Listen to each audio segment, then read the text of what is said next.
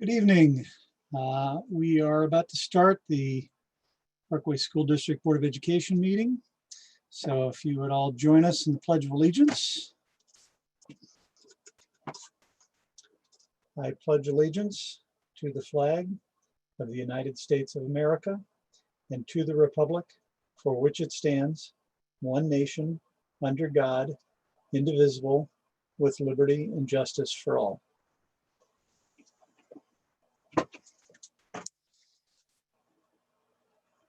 Unfortunately, we have no special recognitions tonight, but I understand that those will be resuming very soon. So that's good news. We do have several additions, corrections, and/or modifications to the agenda. Those are 6.01, addition of agenda item 10.16, approval of request for professional services, Franklin Covey. 6.02, addendum to agenda item 10.05, approval of personnel items. 6.03, agenda item 10.10, approval of asbestos abatement at South Middle School, project number 001809B, updated. Next up, we have public comments. And I will read a short statement prior to those, as always. We provide an opportunity at each board meeting for citizen comment in an effort to maintain an open and respectful dialogue with our community. The public comment session is not the appropriate forum for addressing individually identifiable student or personnel matters. Therefore, due to privacy laws, protecting students and employees' comments about these matters should not include personally identifiable information about particular students or employees. Members of the public, staff, and students are encouraged to use established policies and procedures for offering suggestions or addressing concerns and complaints prior to bringing the issue before the board. Please be mindful that the meetings of the board, including your statements, are broadcast and that you are responsible for public comments that you make. In lieu of a public statement, you may choose to submit your comments to the board in writing. Also, due to time constraints and the need to complete the primary responsibilities of our meeting agenda, we cannot respond during the meeting, so you will receive a response from us in writing. We're always willing to have an open dialogue outside of our meetings and can be reached by email or phone using our contact information on the Parkway website. Tonight, each speaker will have 2 minutes to make their statements. Once your time expires, we will automatically move to the next scheduled speaker. When we're in person, we're able to provide a timer on the screen, but for these virtual meetings, you'll need to keep track of your own time. So tonight, in the order they have signed up, our first speaker is Terry Zuber. Ms. Zuber, are you able to join us? I see you. Should I go? Yes.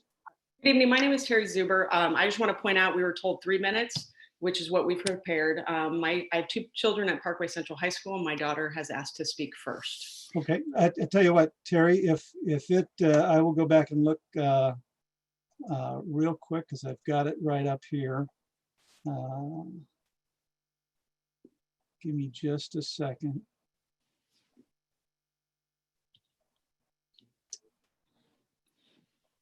Yeah, the time period is, I understand where you saw that it would be limited to no more than 3 minutes. Ordinarily, we adjust that time based on our schedule. So that's why we've narrowed it down to 2 minutes based on the number of speakers that we have and the meeting agenda that we have scheduled. Okay, so we can start and we'll get as far as we can. I'll let her begin. Hi, my name is Alana Zuber, and currently I'm a junior here at Parkway Central, and I just wanted to say that virtual learning is not working. I've never been more stressed or lost in any of my classes, even though I'm spending double the amount of time on my classwork or getting help from teachers. I've been an athlete my entire life, and I've been playing volleyball for 8 years. And although I'm very grateful that I'm being allowed to practice currently, but I'm here tonight telling you that I would give up sports today if that means I can wake up and go to school tomorrow.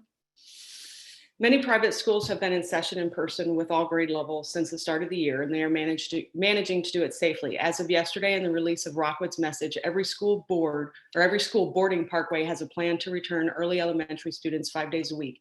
95% of them taking effect before the end of September. Some already bringing back 4th and 5th graders. Why has Parkway not released a plan to do the same for our students? I would like the specific data-driven reasons as to why our early elementary are not being brought back into the classroom this month. Because this statement serves as an official record versus an email that can be ignored or kicked to some principal who does not have the authority to address the issue, I have the following questions I would like answered.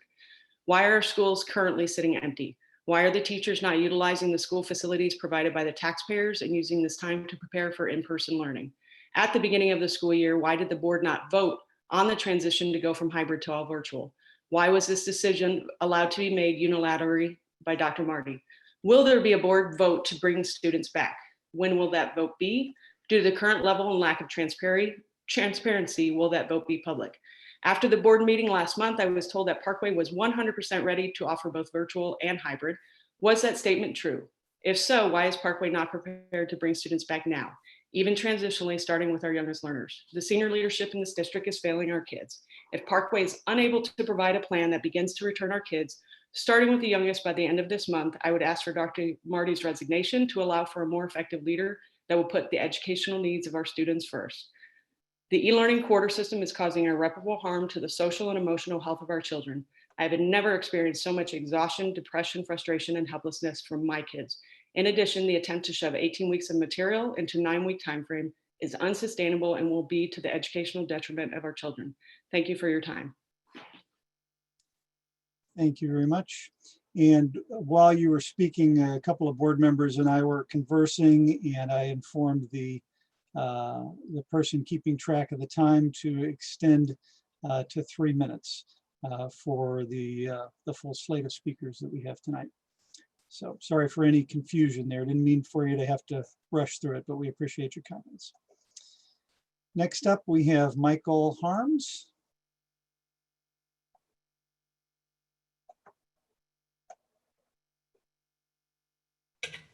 Oops. Hello. Hello. Hi. Great, you can hear me. Hello, Superintendent Marty and Parkway School Board. Thank you for the opportunity to speak this evening, and thank you for your service and dedication to our children, especially over the past 6 months. As a father of 2 students at West High School, I'm sure the stress, anxiety, and frustration in your life has increased tremendously since the COVID pandemic broke out in America, just as it has for us as parents, students, teachers, and other employees of the Parkway School District.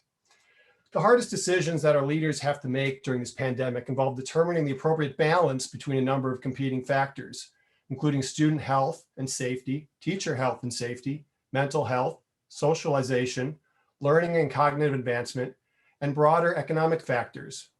And all these must be balanced in a situation of uncertainty in which we unfortunately know relatively little currently about the future consequences of our current decisions. Understandably, last spring and into this summer, Parkway, like school districts all over the country, adopted a health and safety first mentality.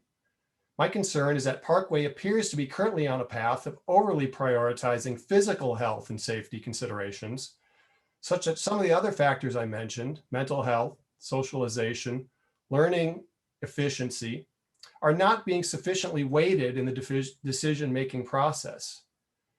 Notably, numerous private schools in the St. Louis area appear to be successfully navigating a first quarter under a fully in-classroom model at full capacity, including at the high school level.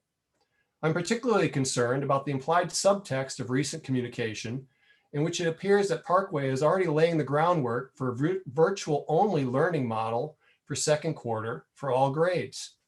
Specifically, there was the statement that, as we consider a return to in-person learning in order to be successful, we must ensure we do this right. This statement implies to me that Parkway is headed down a continued hyper-conservative and cautious pathway for the second quarter, even as other local public school districts are now announcing plans to transition to allowing in-classroom learning for younger students even before the conclusion of their first quarter. Yes, we all hope that our transition back to in-classroom learning will be done right, but we also need to get back into the game and begin learning to live with the virus. There will undoubtedly be some setbacks in terms of cases and some students needing to quarantine, possibly even some minimal within-school transmission. But I believe we now have enough experience and data to make the reasonable determination that the risk of those events should no longer outweigh the numerous advantages of in-classroom learning. Many parents were upset and frustrated that the district did not proceed with the hybrid option for Q1, and I'm sure you've already heard quite an earful about that. However, many parents, I think, grudgingly accepted that decision at the time, given the summer spike in cases among young adults. However, the recent furor over high school sports, I believe, demonstrates that parents have Okay, I'm sorry, we've exceeded that time limit. Next on our schedule is Mira Gayed. I hope I pronounced that correctly.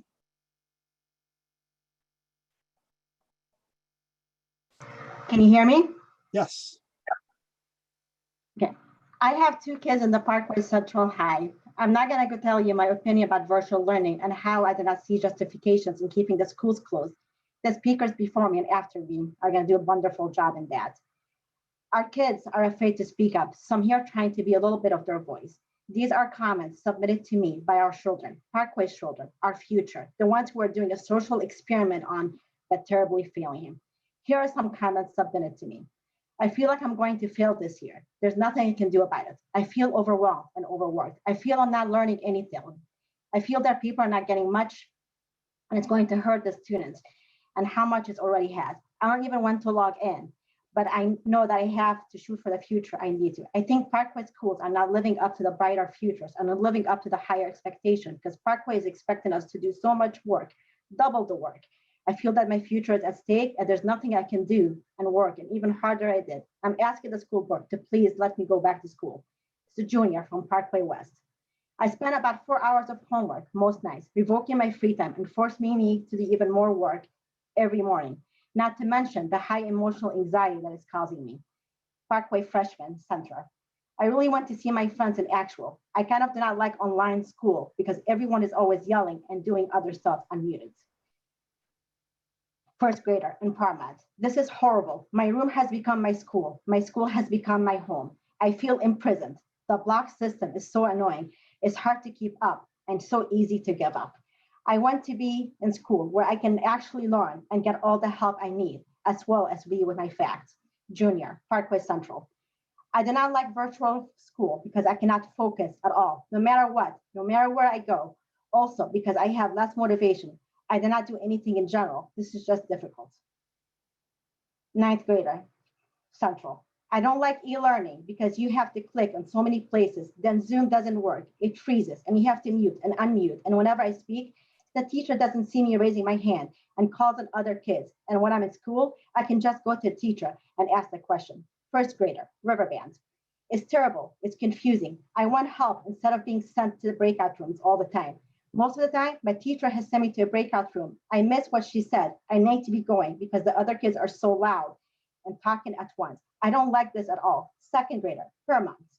I hate it. It's hard. It's confusing. I cannot see anyone. I never know when assignments are due because I have to go to 8 different places and I never see it all. I really am overwhelmed. Plus, I don't get any of my 504 stuff that I got in 5th grade. I hate it. 6th grader, Parkway West. There's too much crunch time in 9 weeks and not enough learning. There's not enough teachings from teachers and too many connection issues, technically, socially, and emotionally. Parkway Central High, 9th grader. I don't like staying home all the time and not seeing my friend, 9th grader, Parkway Central. When a child was asked to write in his journal if he can make a wish, this child's only wish is I want to go to school to see my teacher. Second grader, Warren Hollow. I hate. Okay, we've reached the end of Mira's time. And those of you who have already spoken, I would just ask if when you're finished with your comments, if you could remove yourself from the panelist forum and you could continue watching the stream from the link on the board website.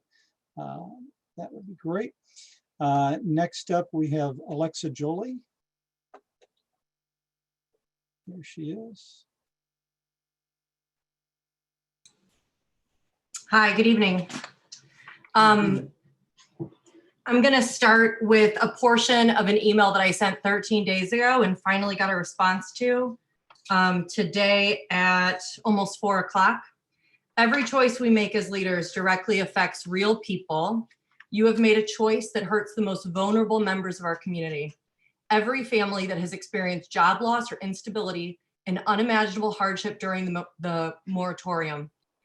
Had I chosen to keep my business closed, 21 people would have lost their livelihoods, health insurance, and all of their belongings. Fear and opinions cannot get in the way of science and trusted health officials. My opinion had no place in protecting my staff. That is data and science and metrics that we need to use to guide ourselves. We need to reopen public schools and show up for our community. Additionally, I received a response today from Mr. Todd, which prompted me to do my own survey of the community because I took particular exception to one point that said that, quote, most of the community was doing all right with virtual learning. So I took to SurveyMonkey and a good old-fashioned survey of the community, and I asked 8 questions. So far, I've had responses from 139 people, which I will be forwarding to the school board after this. The first question, just for context, was 10.79% of respondents so far chose a full virtual option prior to taking the survey in July when we were first surveyed. The rest chose the 3-phase option that seemed far more fluid at the time. I also asked about hardships that the families have experienced because part of our crisis that we're in is also an economic crisis.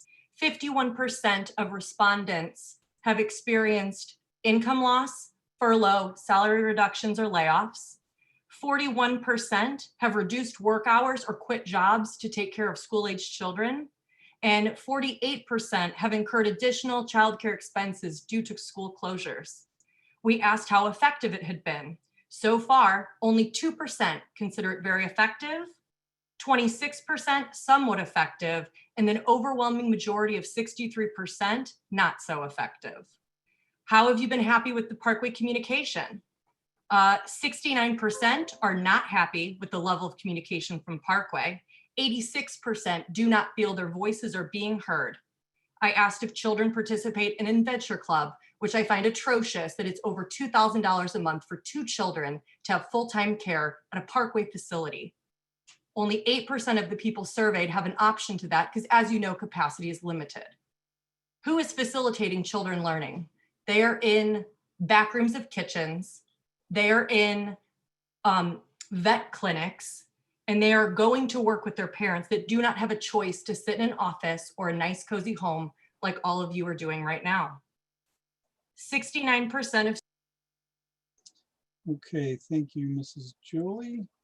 Next up, we have Stephanie Ponder.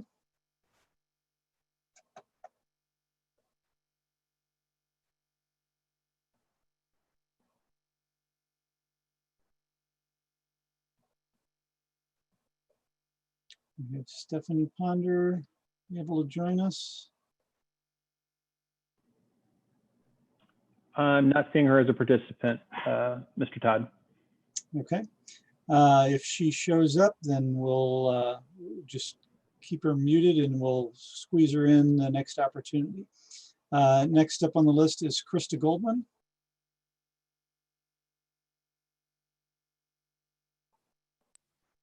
Hi, can you hear me? Yes. Okay. Thank you for allowing me to speak tonight. I have 3 children in Parkway schools. I have a 1st grader, a 3rd grader, and 8th grader. And I wanted to speak tonight to give some insight into some of the struggles that we as parents are seeing at home with the virtual learning model.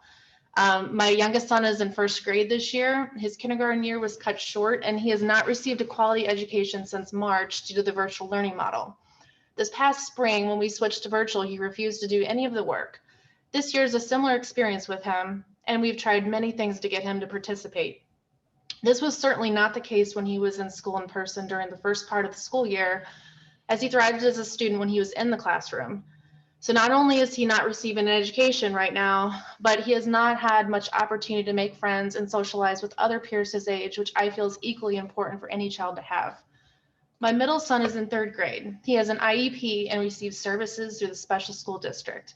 His special school education is being provided virtually right now, and he is receiving around 15 minutes a day online. Most of those minutes are cut short due to transitioning to the call, students in the group arriving late, and technical issues. By the time any actual instruction occurs, there are only 5 minutes left until he goes to his next class. This is very counterproductive to the goals of his IEP. In general, because of his learning disabilities, he is often lost throughout the day, asking me for help and not knowing what to do. I'm not sure how to help him be a good student. His teacher cannot see that he is having a hard time understanding the assignments because of the virtual environment. Frequently, he gives up in frustration as he shuts off his camera, goes on mute, or simply walks away from the computer. My oldest son is in 8th grade. He's a new student this year. I've walked into his room playing video games because the Zoom link has disappeared or the teacher is having technical issues.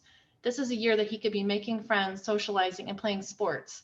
These things are critical to a teenager's emotional health, and I'm very worried how this will play out due to lack of socialization and isolation.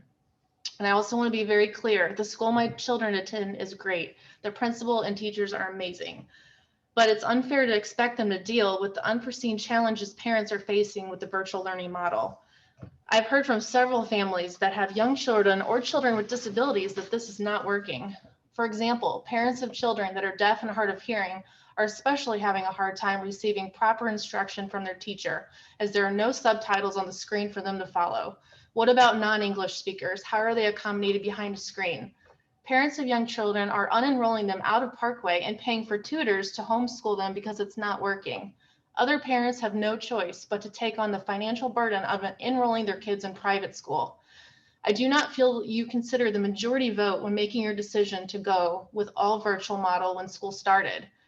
I urge you to consider allowing the younger students and students with disabilities the opportunity to learn inside the classroom immediately before October 23rd, then a phased approach for the upper grades. I also urge you to allow sports and clubs to continue, especially for the middle and high school students who remain isolated at home. Thank you. Okay, thank you. Next up, we have Jacqueline Kutz.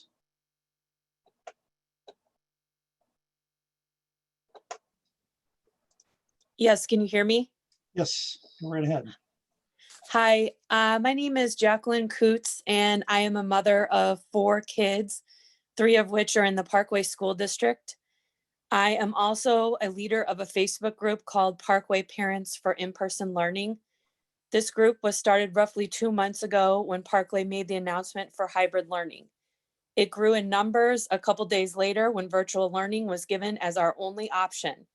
Since then, we have seen the group grow from around 100 parents to now almost 700 members, and we continue to grow by the day. I am writing to say that we are frustrated and concerned with the choices being made daily by leadership within the Parkway School District. We are no longer being given straight answers.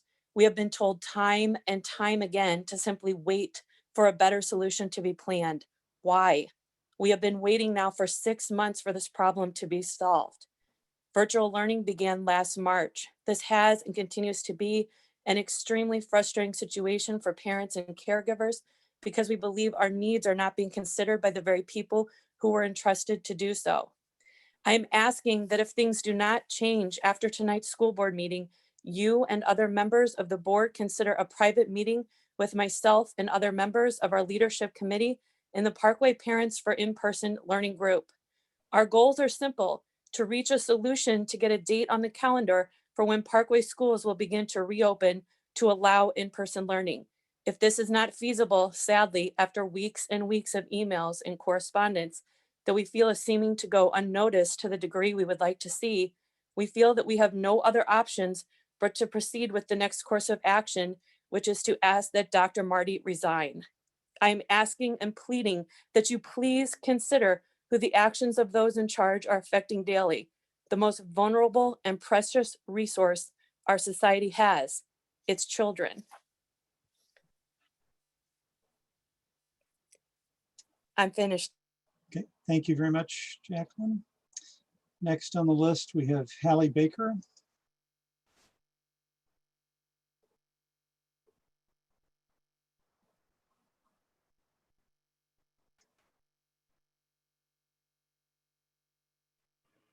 Hallie, we can't hear you yet. Just a moment, Mr. Todd.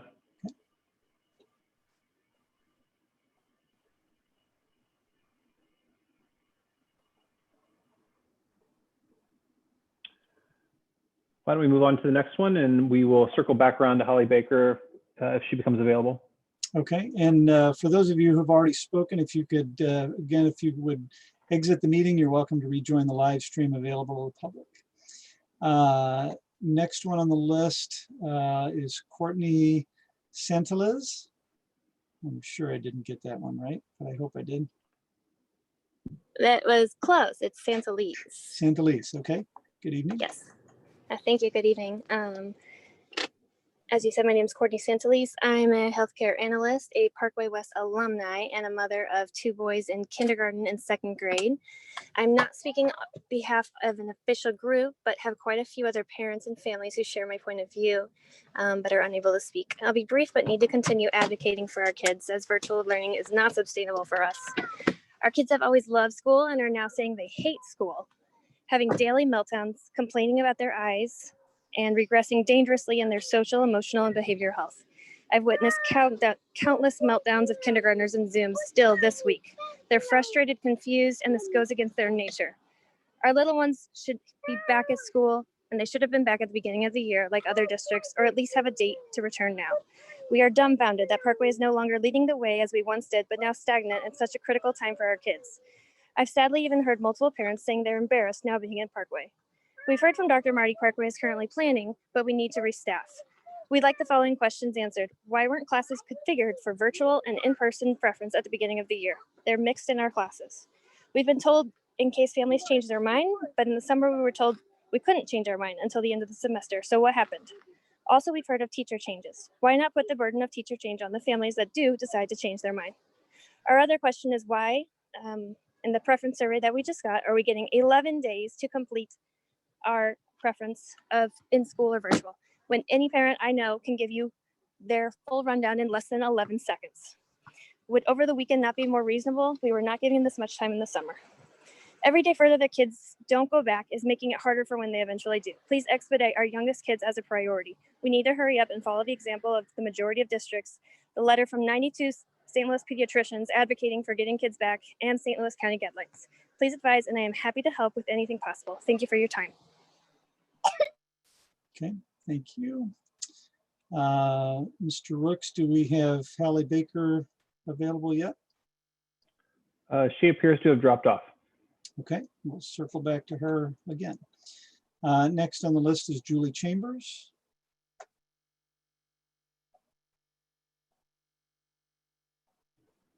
Julie Chambers is not in attendance. Okay, we'll try her again. Silas Goldman.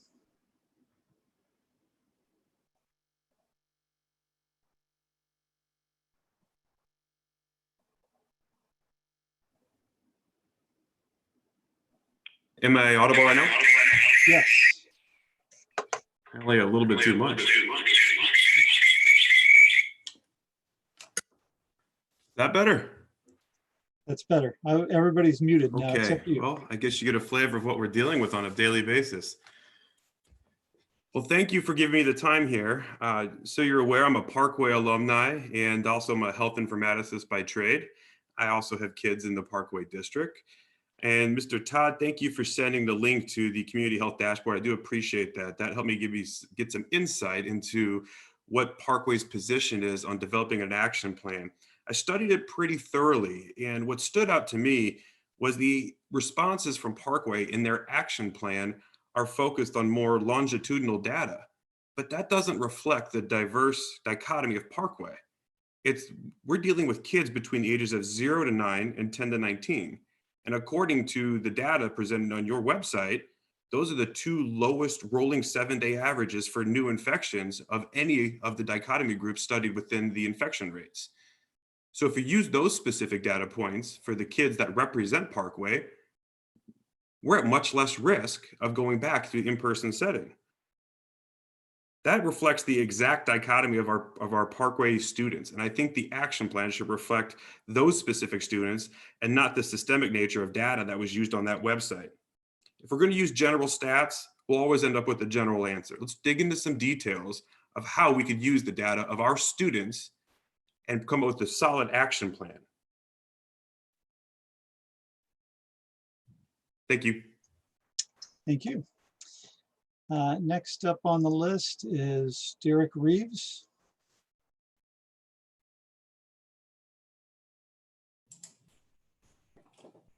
Good evening. Good evening. You guys hear me? Mic check. Yep. Good.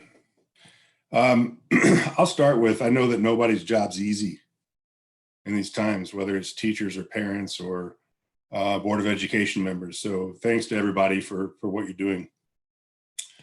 And you heard a lot of statistics and a lot from kids, and all these messages have been really good, but mine is more one around messaging or communication. Communication is one of the things that will never be perfect. It can always get better. And what you have against you is the amount of information in the public domain. You have not really been coordinated in the messaging, in fact, inconsistent. Decisions that are made seem to conflict with statistics and decisions of others in the area. And what that ultimately does is it sows seeds of doubt in your integrity, and it creates an increase in scrutiny, which you have been able to witness. And ultimately, I think it increases your workload in managing the situation. I've personally received messages that conflict with one another from the same individual. But I chose not to press, because what I believe is that messaging needs to come from a higher authority. It needs to come from the top. It needs to be consistent. Because if we leave it up to others, that's where you're going to see your inconsistency, because maybe they don't know all of what's going on and what the plans are. Also had expectations set for a student with a 504, yet to hear back. That kind of lends itself to the parent earlier that said something about an IEP. These are really important. So it's not working. And I think this is why you see the level of interest and criticism that you see. I think at the end of it, you have the privilege to change these kids forever. And it's up to you to decide what your impact is going to be on them. Because with the extreme nature of this situation, I think also from what you've heard, you can tell. And if you read any emotional intelligence and psychology book, which I'm not a professional, but this is going to be a long lasting impact. And you have the privilege of having that impact. So I think you really need to think about what that impact what you want that to be. Thank you very much. I appreciate it. Thank you. We will go back and see if we have either Hallie Baker or Julie Chambers available. Julie Chambers is available. Okay. Hi, this is Julie Chambers. Hi. Are you able to hear me? Yes, we are. I apologize for the delay. Ironically, I was picking my child up from soccer practice.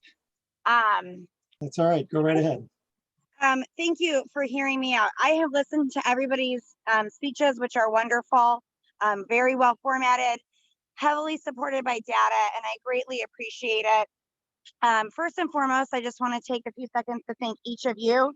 I know that you are in a very difficult position, and I appreciate you listening to us.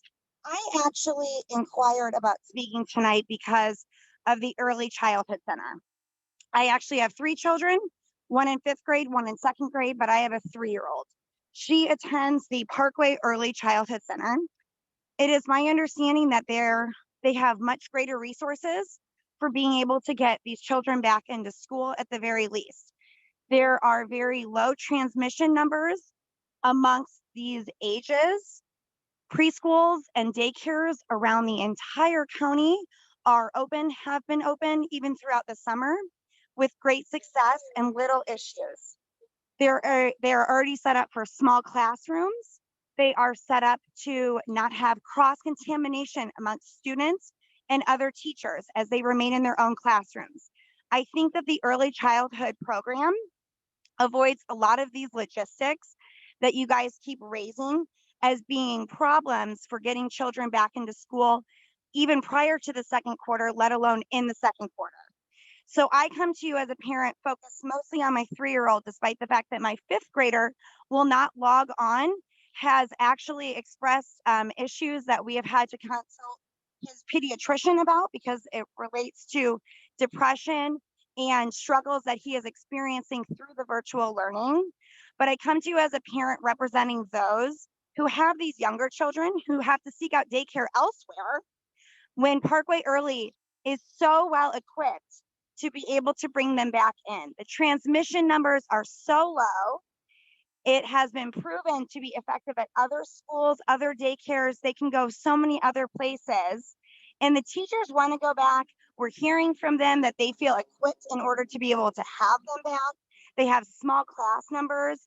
They already have the ways to be able to keep the program small, isolated, with door-to-door drop-off, pickup, and lack of interaction between classes with outside teachers. They stay with their own teachers.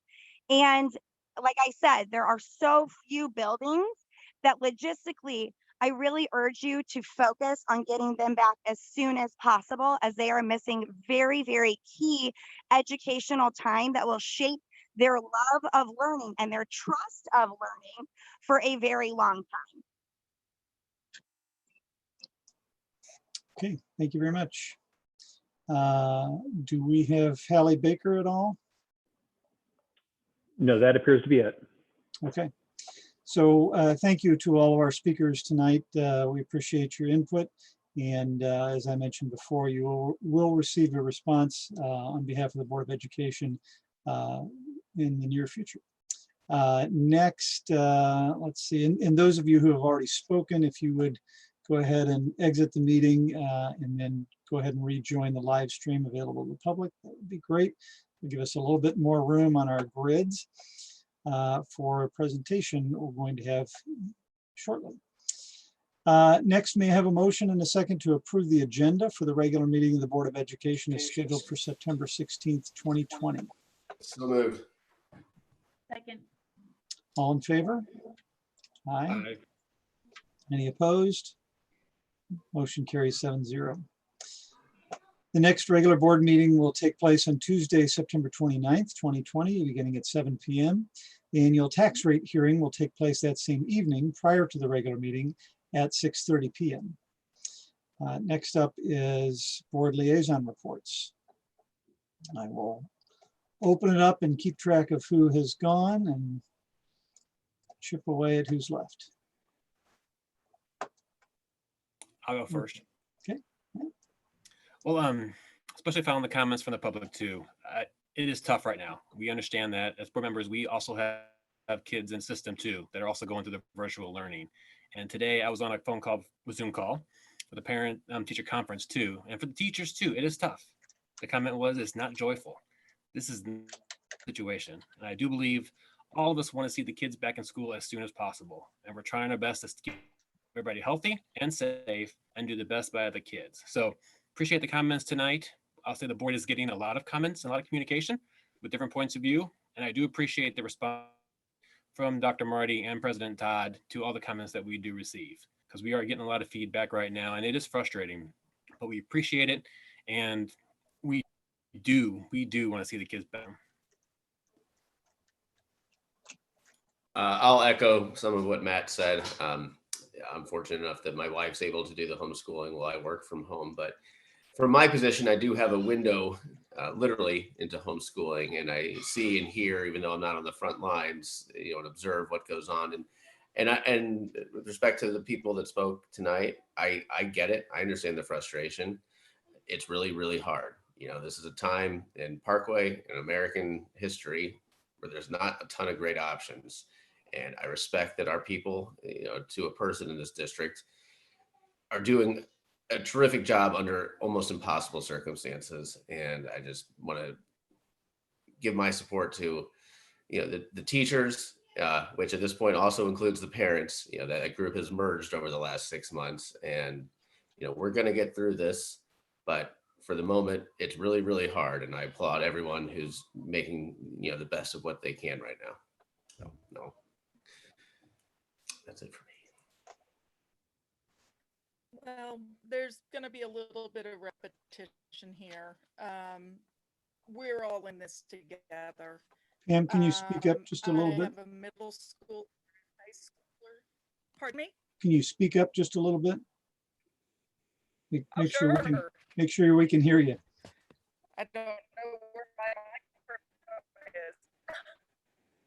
Well, I'm now. Can you hear me now? I don't think I'm going to be able to give a report.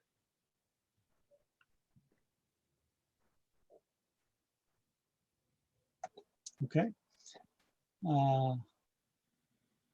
Who's up next?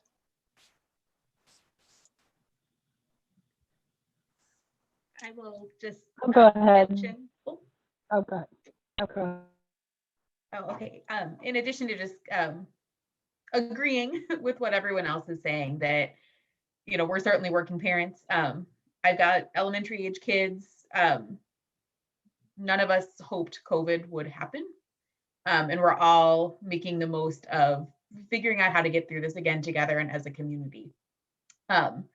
I am so impressed, to be honest, with the teachers that my daughter has and how hard they're working and how great of a job they're doing working to keep these kids engaged. My daughter's a first grader. I get it. It's not easy to keep first graders engaged on Zoom. And I just, they are working so hard, and they're also parents.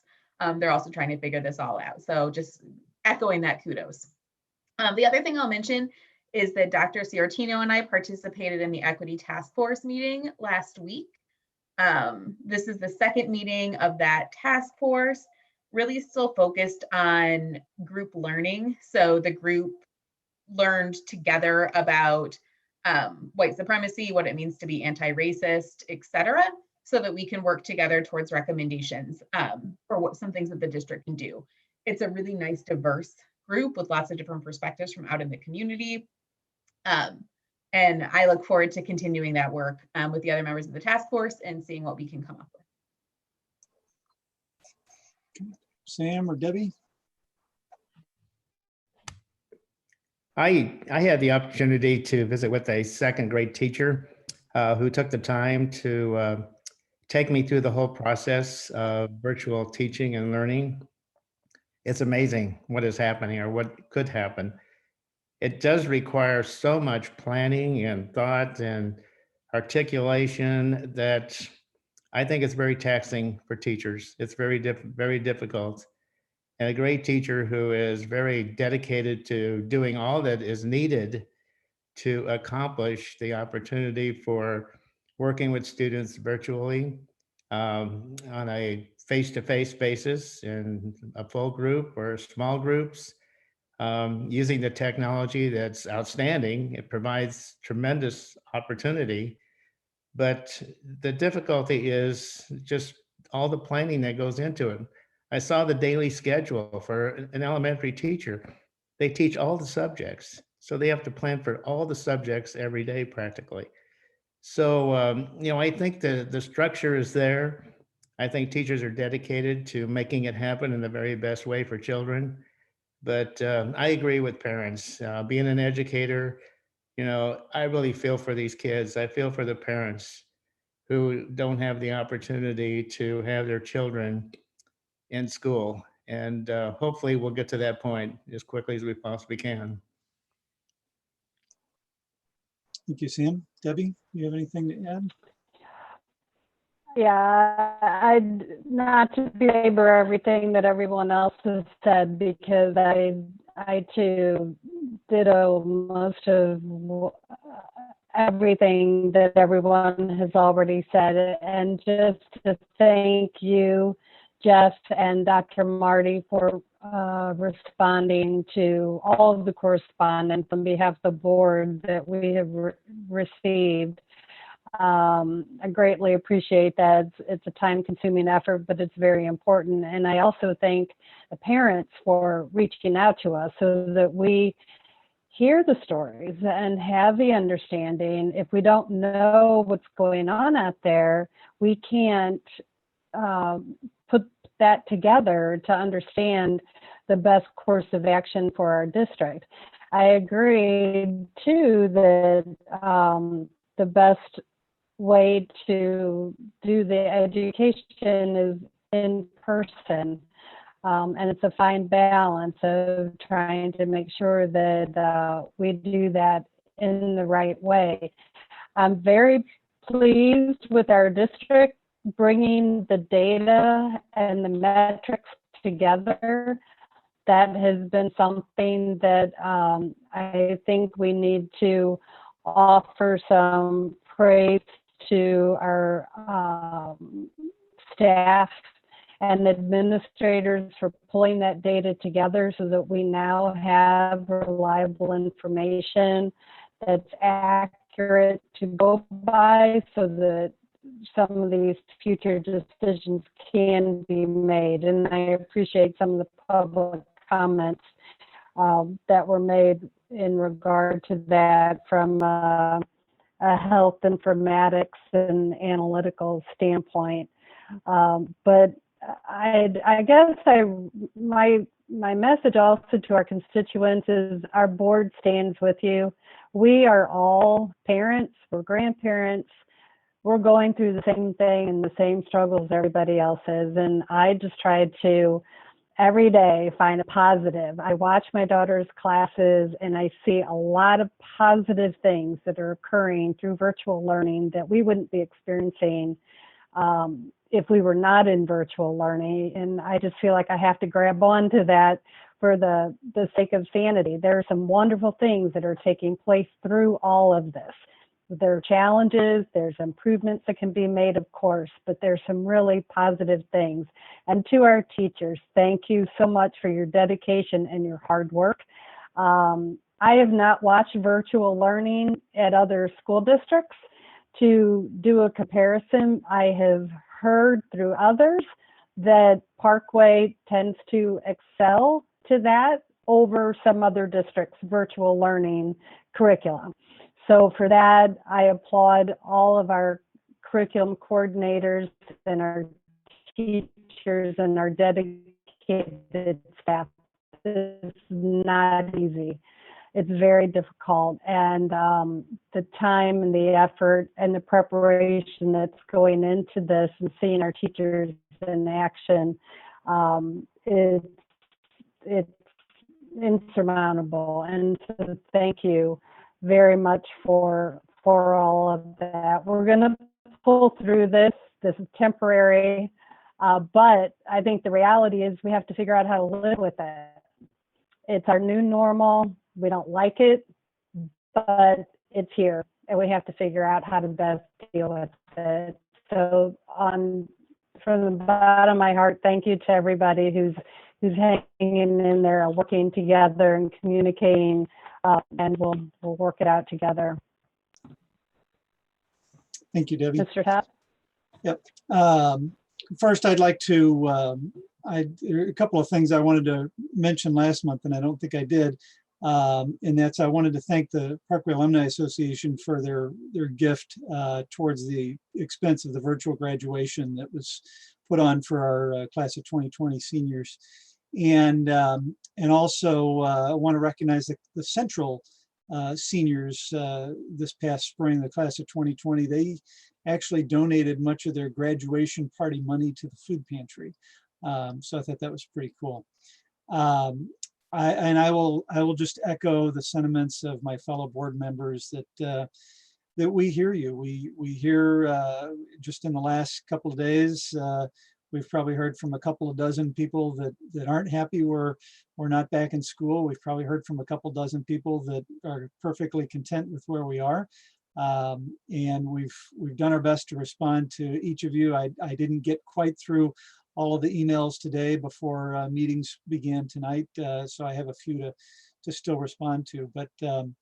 But we do appreciate the input, and it really helps us understand what families are thinking, what they're experiencing, because we know there are no exact same situations for each family. So we appreciate that perspective. I've been fortunate enough to sit in on a couple of a number of elementary classrooms. I know Pam Hill sat in on one yesterday. But the stuff that I've seen, I was in for one for about 45 minutes this morning, and then another one for probably 20 or 30 minutes. And it's just amazing, as Sam said, what teachers are doing to make it work right now. They're doing an outstanding job that I was able to witness. I even was able to watch a teacher's hand drawing the letter O. And then watch her students do that same thing, and then they'd hold their sheet up to the screen and she'd make comments about who did a good job on this part of the O and what have you. So the technology aspect that we've been able to do has been great that I have seen. Obviously that's not 100% across the board with everybody. Like I said, everybody has different experiences, and we continue to get that feedback and make improvements where we can. So as several other board members said, just hang in there, and we're going to hear a lot of information tonight about where we are and where we're headed. And hopefully we will be back in school learning from each other very soon. So, Dr. Marty, do you have anything you'd like to add? Well, just thanks, board members. That was wonderful to hear your perspective as not only board members, but as parents and grandparents, and just your perspective. Thank each of you. I did want to mention, since our last meeting, we did have a PTO leadership or communication leadership forum for all our PTO leaders, well attended. And Robin Wallen, who we're going to hear in just a little bit, that was able to provide some information, of which has now been presented to a lot of groups and will be presented here tonight.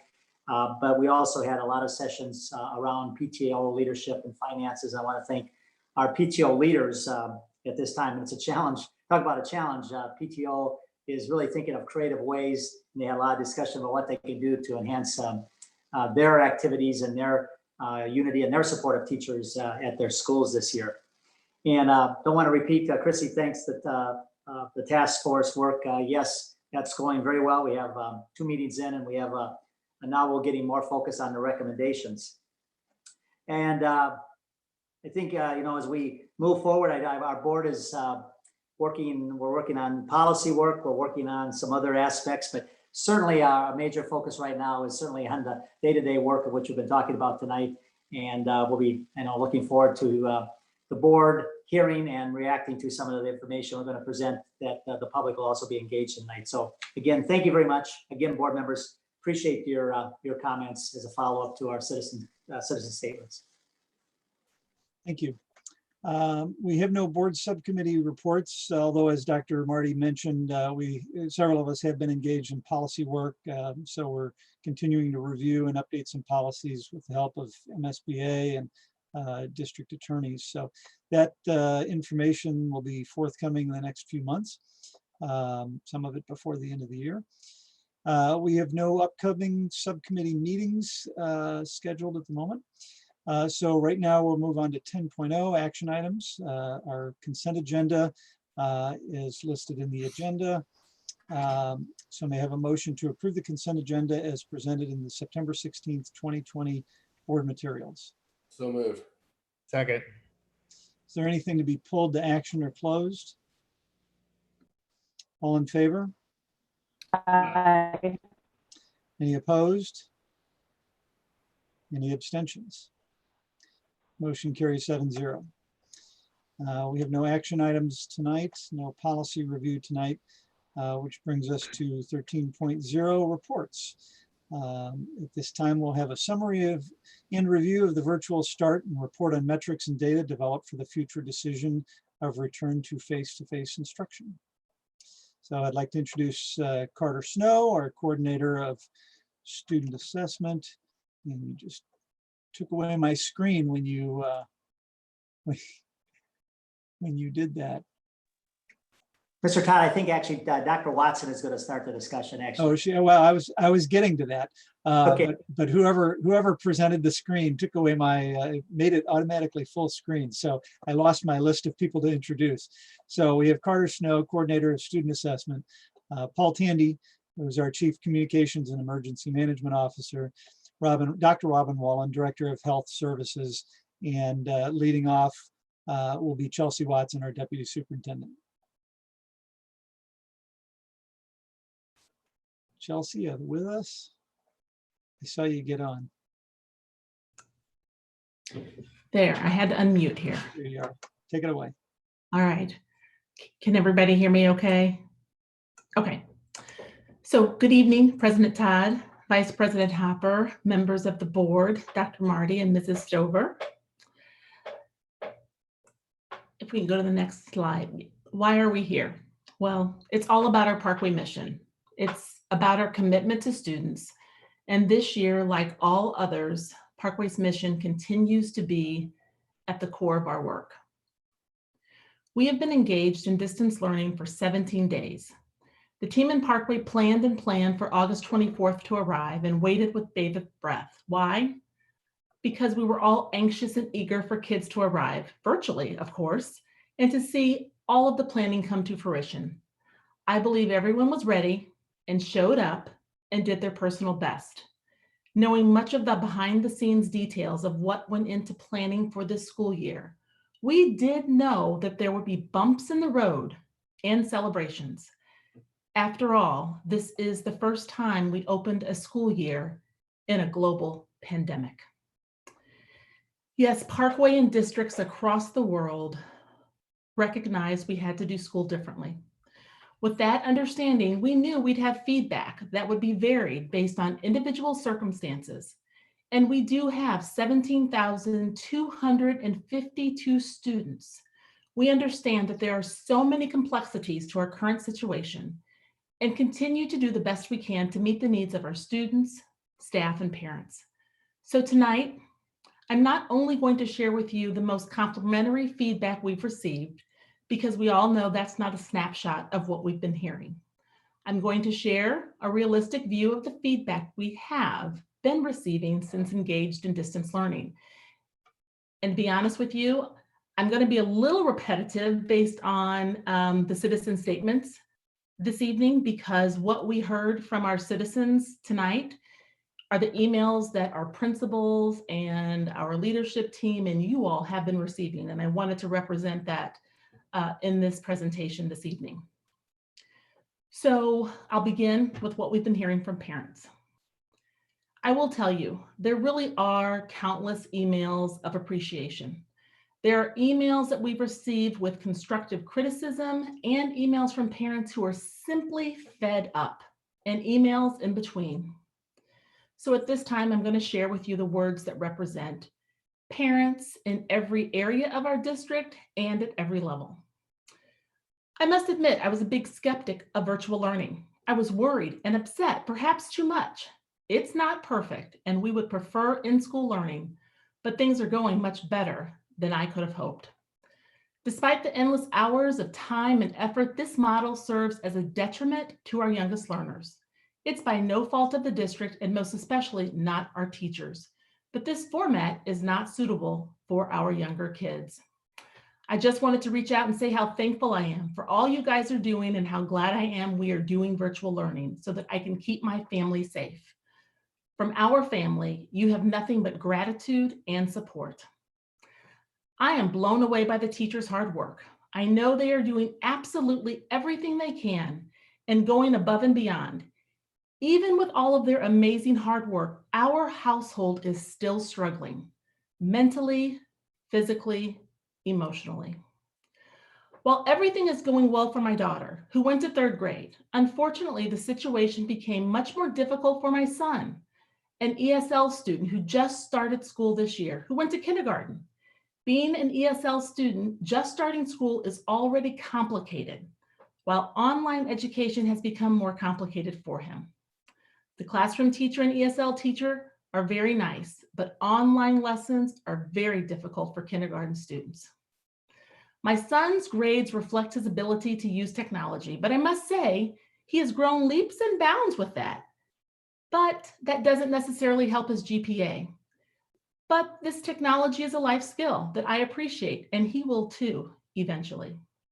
Both of my boys have an IEP, and it has been a challenge for them to learn virtually. My youngest has autism, ADHD, and profound hearing loss. This is mentally and physically exhausting. The kids and teachers are doing their best, but after lunch, my kindergarten daughter has no desire to participate in class. She is tired. The good news about this is that my 5-year-old can navigate a computer almost completely on her own. Until the daily positive cases, hospitalizations, and all other indications get to a point where it is actually medically appropriate to do more in-person activities, we are all very much willing to continue in the same model. You have our full support to stay the course until it is truly safe for all students, teachers, and staff to learn. Parkway's decision to force students to stay home and learn virtually is ruining the teen years. Our junior's thrilled that school starts at 10. It really works for her teenage brain. I love that she has 4 classes to manage. I beg you for a return to the classroom. I know your teachers have put in hours virtually, and I am very grateful for all of their work.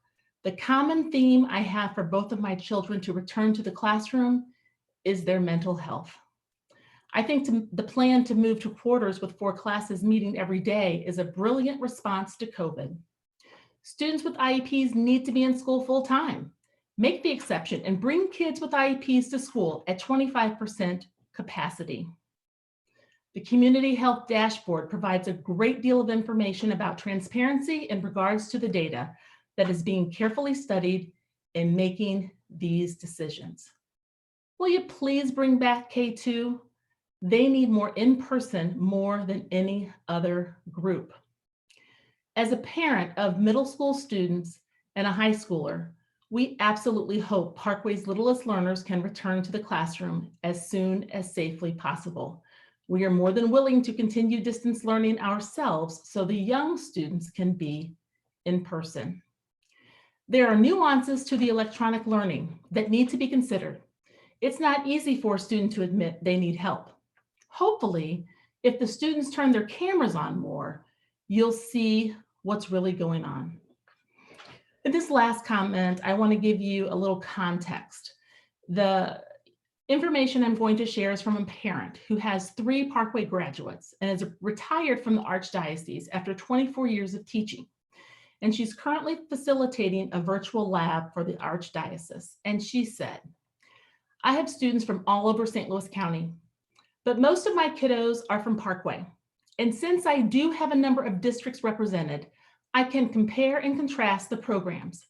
I believe I have a unique insight into the virtual education that's being offered in Parkway. Your teachers are amazing. The virtual learning that Parkway is offering is above and beyond what I thought I would have to deal with. The kids from District A and District B who are doing lots of packets with few Zoom classes. District C has students on a few Zoom lessons with modules used for instruction. I'm not saying this to throw shade at the other districts. I'm giving some insight as to why I'm sending you this email. I have Parkway kids here in kindergarten, 1st grade, 2nd grade, and 7th grade. They are all involved in direct instruction via Zoom classes for the majority of the day, which means the teachers are not just throwing a bunch of videos out to kids. They're actively teaching to the extent that they can. I've told everyone I know how overwhelmingly impressed I am with Parkway virtual learning. Your teachers are killing it. I am so impressed. So that's what we're hearing from parents. What are we hearing from teachers? What are we hearing from teachers? We're hearing that the development since May has been amazing. We had access to the best development around to prepare for this situation. This has been difficult for our youngest learners, specifically kindergartners and 1st graders. Kids who have the cameras off make it difficult for teachers to truly assess a student, academically, socially, emotionally, and physically. We need the cameras on. We appreciate having the flexibility to work from home or school. Not all districts allow their professionals to make the decision that suits their needs. Technology is not always cooperative. Zoom and Schoology, oh boy, they're problems. Our technology department has been amazing. I love how we made sure all students had the needed technology to be successful. Teachers and administrators have gone above and beyond, delivering technology and school materials to students' home. I appreciate the time to collaborate and plan with my colleagues. Is this really sustainable? After 2 p.m., elementary students are not very attentive. They hardly have anything more to give. There's an inequity in responsibilities when comparing the elementary grade level teachers to the specialists. Kids are so easily distracted by their surroundings, and at times it's difficult to get them focused. I really miss the hugs. And some kids are thriving, and parents have indicated they have learned this is the best method of learning for their kids. In conclusion, everyone is doing the best that they can. Everyone wants, Ms. Stover, you can go to the next slide. There we go. Everyone's doing the best they can. Everyone wants the best for Parkway kids, our parents, and our staff. What I do know for sure about all of the feedback that we've received is that each person is advocating for what they believe is in the best interest of kids. Our job is to do the very best we can on behalf of Parkway kids and continue to remember our Parkway mission. And at this point, I'm going to turn it over to Dr. Wallen. Thank you, Dr. Watson. President Todd, Dr. Marty, members of the board, Mrs. Stover, I am really pleased to have this opportunity to just talk to you this evening a little bit about the data that is driving our thinking and our decision-making as we move forward with planning for re-entry for our students. Next slide, please. When I talk about the data that we're looking at and that we're following, I like to start with this graph because it's just such a great depiction of where we've been and hopefully where we're heading.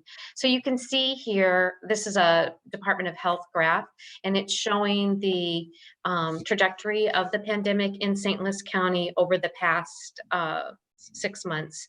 So you can see in March and April where we had a peak, and then down in June we were much lower, and we were really looking forward to coming back. And then just after the 4th of July weekend, we saw another peak that far exceeded the one we originally saw in April. And then relative plateau through July and August, and then in the middle of August we started to see this gradual decline, and that's where we're pinning our hope that these numbers will continue to decline. Right now, we're hovering still, though, about 3 times higher than we were in June when we were hoping to come back full time. So this is one really helpful graph that gives us just a visual of where we've been in St. Louis County and hopefully where we're headed. Another thing that St. Louis County publishes is the data about COVID disaggregated by age group. And this is very important data for us to be following also. And you can see here, this is the latest data that they published at the beginning of September. You can see that there are 2 age groups where there were an increase during this period of 8/18 to 8/31, and that was our 10 to 19-year-olds and 20 to 29-year-olds. And with the 20 to 29-year-olds having the highest increase and the highest number of actual infections, there was actually a 19% increase in that age group during that time period. But unfortunately, also in the teenagers, we also saw a small increase. So looking at this data is important as we think about our school community and our staff and the risks that are involved with in-person learning. Next slide. Another way to look at this data by age is this graph that's also provided by the health department, which looks at how older teenagers are really driving this pandemic right now in St. Louis County. So the 15 to 19-year-olds have a 4.8 times higher rate of new infection compared to their younger peers. So this is definitely an infection that now is being driven in St. Louis County by our teenagers and young adults. Next slide. So I wanted to just quickly share kind of the big picture and share the data points that are helping us to make an informed decision as we move forward. A group of superintendents have been meeting throughout the pandemic to regularly look at seriously just the immense amount of data that is out there. And they have worked to try and distill down some of these data points that may be most relevant to us in our school district and our community as we think about increasing our presence in our schools. So the data points that I wanted to share with you tonight are transmission rate, positivity rate, the number of new cases, certainly prevalence, and then the conditions in Parkway. So this first data point is the transmission rate. It's also sometimes called the reproductive rate, or R naught. That's the statistical term. And R naught is basically a measure of how fast the pandemic is increasing. So if you have a transmission greater than 1, that's a sign that there's an increased spread of infection. And it's actually an exponential increase, because for every if the reproductive rate is 1, that means that for every person that's infected with the virus, 1 additional person is also infected. If your R naught is above 1, so if say it's 1.1, then 1.1 people get the infection from each individual person, and then you can envision how that exponentially can increase. So the goal, the threshold for this metric is to have reduced spread of infection, or a transmission rate of less than 1. And the R naught currently in St. Louis County is 1.02. You can see here on this slide a comparison of the transmission rates across the 7 regions in Missouri. So the St. Louis region includes all of our neighboring counties, certainly St. Louis City also in addition to St. Louis County. And you can see that they have color-coded this chart, so you can see where these metrics were falling. So in early June, mid-June, we were looking at a reproductive rate of less than 1 at 0.78, 0.87. And then by the beginning of, or late July, beginning of August, we were up to 1.58 and 1.61. And that was coincided with that spike that you saw there on the first graph. So then we were seeing some encouraging numbers where we fell back down to 0.82, but more recently have, as I mentioned before, risen to 1.02. So this is one of those metrics that appeared to be really improving, and now is headed a little bit up, but we're still very close to 1, which is reassuring. And if you compare our transmission rate across the state, you see that actually the St. Louis area has, after being the highest in the state, just in August, we have actually fallen to the 2nd lowest in the state, just behind Kansas City. So that's very encouraging to see that. Another way to look at the transmission rate is to look at this bar graph. So these are the same 7 regions of the state, and you can see through the bar graph that the St. Louis region had by far the highest transmission rates at one point in July and August, and then more recently have fallen below a lot of the other regions. Right now we are neck and neck with the Kansas City region. So just another way to look at that same data point. A second metric that we're following is the positivity rate. And the positivity rate is just that, it's the number of tests that are positive. But what this means is that if you have a high positivity rate, that means that a lot of the people that are taking the test are sick. And what you really want is to have a low positivity rate, because you want to be sure that your community is testing enough people around those people that are sick, that you're able to begin to contain the virus. So the thresholds for this metric are, if the positivity rate is greater than 10%, that's a red. If it's 5 to 10%, that's yellow. And then the goal for this metric would be green, less than 5% positive tests. And this has been a very encouraging metric to see over the past 7-day period. So we have dropped from a positivity rate of close to 10% to down, actually today it was 5.8%. When this table was created, it was 5.9%. So that is a significant improvement, and also significantly better than St. Charles County or the state of Missouri as a whole. And I think this is very encouraging that we as a community are circling around and able to better identify those people who are positive and their contacts. Another thing you can see on this table are the number of daily new cases, once again broken down by the counties in our region and the state as a whole. And we have most recently seen a slight increase in the daily number of new cases, but prior to this last 7-day period, had been seeing a gradual decrease, which once again, you could see on that graph at the beginning. So that also is a metric that appears to be heading in a good direction. Another thing that we're looking at are the daily number of new cases cumulative. So and this graph is super busy, and I don't expect anybody to be able to read any of the numbers on it, but it's a visual that I think is still really important. So if you look at the left-hand column, that is St. Louis County, and what you're seeing is if a field is green, that means that the number of cases for that day are less than the day prior. And if the field is yellow, it means the number of cases were the same as the day before. And if it's red, it means the number of cases on that day were more than the day before. So you can see, I think one of the most remarkable things, I guess, of this this graph is just the number of red that we're seeing across all of our region. But you can see more recently that we have had a few green days, and that is a very encouraging thing to see. And if that continues, that will be a sign that we're also seeing less infection in our area. But 9/13, there were 243 cases, new cases, and then on the 14th, there were 83.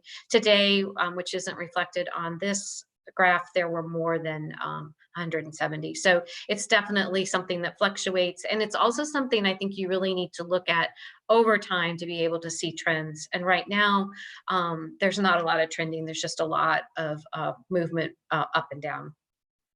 Next slide. Another metric are the average new cases. So the Harvard Global Health Institute has developed thresholds for this metric also. Their thresholds are that if there are more than 25 cases per 100,000, that's red. If there's 10 to 24 cases, that's orange. Yellow would be 1 to 9 cases per 100,000, and then green, where we want to be, would be less than 1 case per 100,000. So looking at this metric in our region, this table is a really good way to just really quickly visually see that we are very strongly in the orange across the whole region, with the exception of Gasconade right now, which is experiencing higher numbers. But you can see, I mean, if you were able to read all these tiny numbers, you can see that we went from a rate of 31.37 for the 7-day average per 100,000 to right now we're at 17.69. So that's an improvement, but we're still, given these thresholds, still running very high. And then we want to also be following the 14-day comparison of changes in new cases. And one of the reasons for this is that this is something that is much easier to see if you're looking at long trends as opposed to day to day. There's a lot of fluctuation day to day, and it's much easier to get a sense of where we're headed by looking at these longer groups of days. So the thresholds for this metric are if the cases are increasing more than a 10% change during a 14-day period, that's red. If the cases are flat, that means there's less than a 10% change in either direction during that 2-week period, it's yellow. And then green would be if cases are decreasing, that's more than a 10% change negative during the 14-day period. And so once again, I have this colorful chart, and you can see that there has been some recent improvement in the 14-day comparison of change in new cases for St. Louis County and St. Louis City. So this is encouraging. Next slide, great. One of the pieces of data that we've been able to start looking at more closely are the number of actual cumulative COVID cases in the zip codes that are represented by the Parkway footprint and by the zip codes of students who live in St. Louis City and attend Parkway. So these are the footprint zip codes, and you can see the cumulative number of cases as of the 15th, with some of our zip codes having over 900 cases since the onset of the pandemic, and we're following this on a regular basis. The total number of cases is over 5,000 for the zip codes in our footprint. And then I think one of the most important things that we really need to keep in mind are the conditions in Parkway. And so we have been tracking the number of staff who have been impacted by COVID-19 as a result either had to isolate or quarantine. So if you are infected with COVID-19, that throws you into an isolation protocol. An isolation usually lasts for at least 10 days or longer if you're sick longer. And then if you are identified as a close contact with someone who is positive, that throws you into a quarantine situation. And quarantines are usually 14 days from the last day of exposure to the person who is positive. So that actually is one of the biggest problems with this close contacts, is that you may actually be thrown into a situation where you are required to quarantine for the period of, say, your family member's illness. And then you need to quarantine for an additional 14 days beyond the time when your family member is released to return. So we have seen over time a total number, well, this was as of last Sunday, or as of last Saturday, we had 45 staff members who had been isolated because of close contact, and 57 because of infection, 45 because of infection, and 57 who had been quarantined. And you can see the more recent numbers are the weeks closest to the start of school, when we had staff back in our building, particularly that week right before school started. We had 6 cases and 15 quarantines. And I do expect, as we see more and more staff members and more students in our buildings, that these will go up. And it's just something that we really need to keep a close contact on, because it can throw a whole lot of people at home and not able to work. And actually that can also impact families of students who are close contacts also. So definitely something that we're following closely. So just in summary, these are the metrics that are helping to inform our planning. We're following the transmission rate with the hope that we will see a sustained period of a transmission rate below 1. We are we're hoping for a positivity rate of less than 5%, and it looks like that is a feasible metric, hopefully in the near future.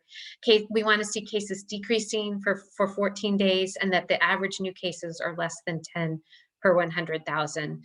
And certainly we're following closely how this is impacting us locally, looking for decreased incidents in our teachers and staff, students, families, athletics, adventure club, and regional educational institutions. So all of these things are working together.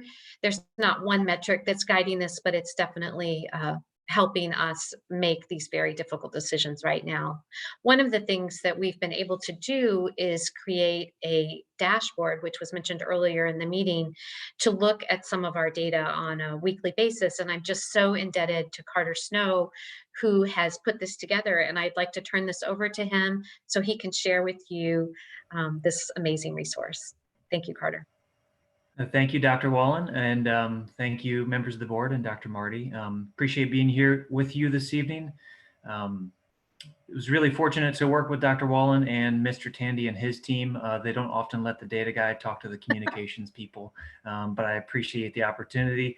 And so what we've tried to develop here is a very transparent way to make some of the data that Robin discussed with you all here this evening very consumable for our public, and kind of give everybody just a transparent look at some of those key metrics that the Parkway School District is, of course, monitoring, and will help guide any decision about where we are in school. And so one of those pieces that Robin has presented on already, so I won't necessarily discuss the metrics, but more so just the visual, is the number of new cases. And this is specifically a dashboard that shows the number of new cases in our community. And so these are Parkway zip codes, both in the St. Louis County and St. Louis City areas. And it will show the number of new cases per 100,000 specifically for those zip codes, but also the longitudinal trend and how that relates to the Harvard Global Institute, Health Institute kind of metrics for spread. And so we'll update this very regularly for both their leadership in Parkway, but also the community, so they can get a good sense of what's happening both in their zip codes and the rest of the Parkway area. Robin also mentioned one of those key metrics being the positivity rate, and we're very happy to use that data from both Ed Plus and then St. Louis County, just to get a better sense of what the positivity rate is over time. And as Robin mentioned, we've seen that decrease here in the last couple of weeks, which has certainly been positive. And then finally, again, as Robin mentioned, just monitoring very closely that R0 or transmission rate. And that comes on a weekly update. And so this is for the St. Louis County, St. Louis region, the reproductive rate of COVID-19. And so those are a few of the metrics that we've included in the community dashboard, the public health dashboard that we're using for Parkway School District, as well as some of the other metrics that we've linked to. Mr. Tandy and his team have done a nice job of communicating exactly what each of those means on the website. I'm very happy to report that I just looked at, it's had over 6,000 views, and I think we released that last week. So it's getting quite a bit of traffic to that, and I hope that people find it a very helpful resource. These are just some of the data sources that are informing those metrics, and we definitely wanted to see if there were any questions or any clarifications that we could offer.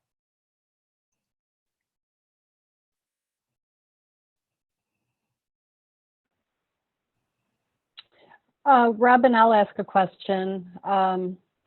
So based on some of the summarized data that you provided with respect to positivity rate, the number of cases decreasing for 14 days, we want to see that, the number of average new cases and decrease in the incidence within our own community. And we might be getting into this with Dr. Marty, but would these be the thresholds that the district would be looking at to make a determination on returning to in-person learning? These are the metrics that we're using, but they're not, it's not as black and white as if this is this number, this is going to happen. It's definitely a global look, and I'll let Dr. Marty address that also. Okay. And we're still waiting to hear from Paul, right? Yeah, Paul will come on here and talk a little bit about the timeline, but to Debbie's question, Mrs. Hopper's question, I think this data is important from, as the superintendents have looked at it, as Robin says, in the region. What we're really starting to develop is some understanding of a little bit more deeper in what it looks like going forth, where we've come from, where we've been, and where we're going. And especially, looking at, as Dr. Wallen said, those last factors, what is happening in those school districts in Jefferson County and St. Charles County. They're certainly not without quarantines, and just like us, but they are, doing all right in terms of maintaining, for the most part, day-to-day work.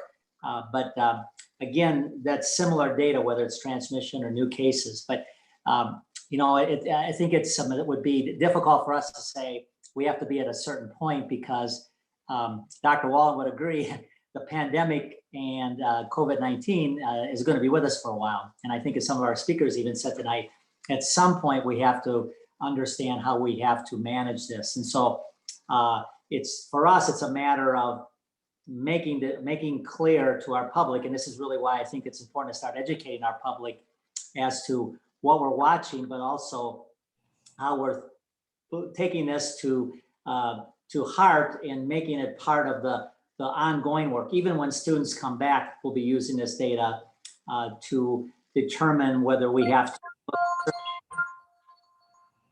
grade levels or what's happening in the region. So again, it's a guide for us, but I really want to caution us, putting it in the point where we have to set a certain level, because I think that will really potentially keep us from probably bringing students back at some level. And so I hope I'm not dancing around here, but what I'm really trying to say is that we're going to use this data as we have over the last couple months, but, and you going forth, but we're very careful not to say, you know, transmissions have to be at this level. We're hoping transmissions trend continues, the new cases continue. And that's really, as I've been communicating with a lot of people, and so has Mr. Todd, that's really been encouraging.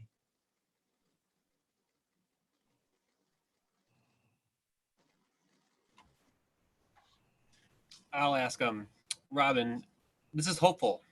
I have a little bit of hope now looking towards the second quarter. Are there things out there that really do concern you though? Are there things that we need to be able, or even things we can do in Parkway to even help out? I don't know. Just part of the challenge I see with all of this is the fact that we're all connected. It's not just Parkway District. It is all St. Louis County. It is all St. Louis City. It is St. Charles County. It's Jefferson County.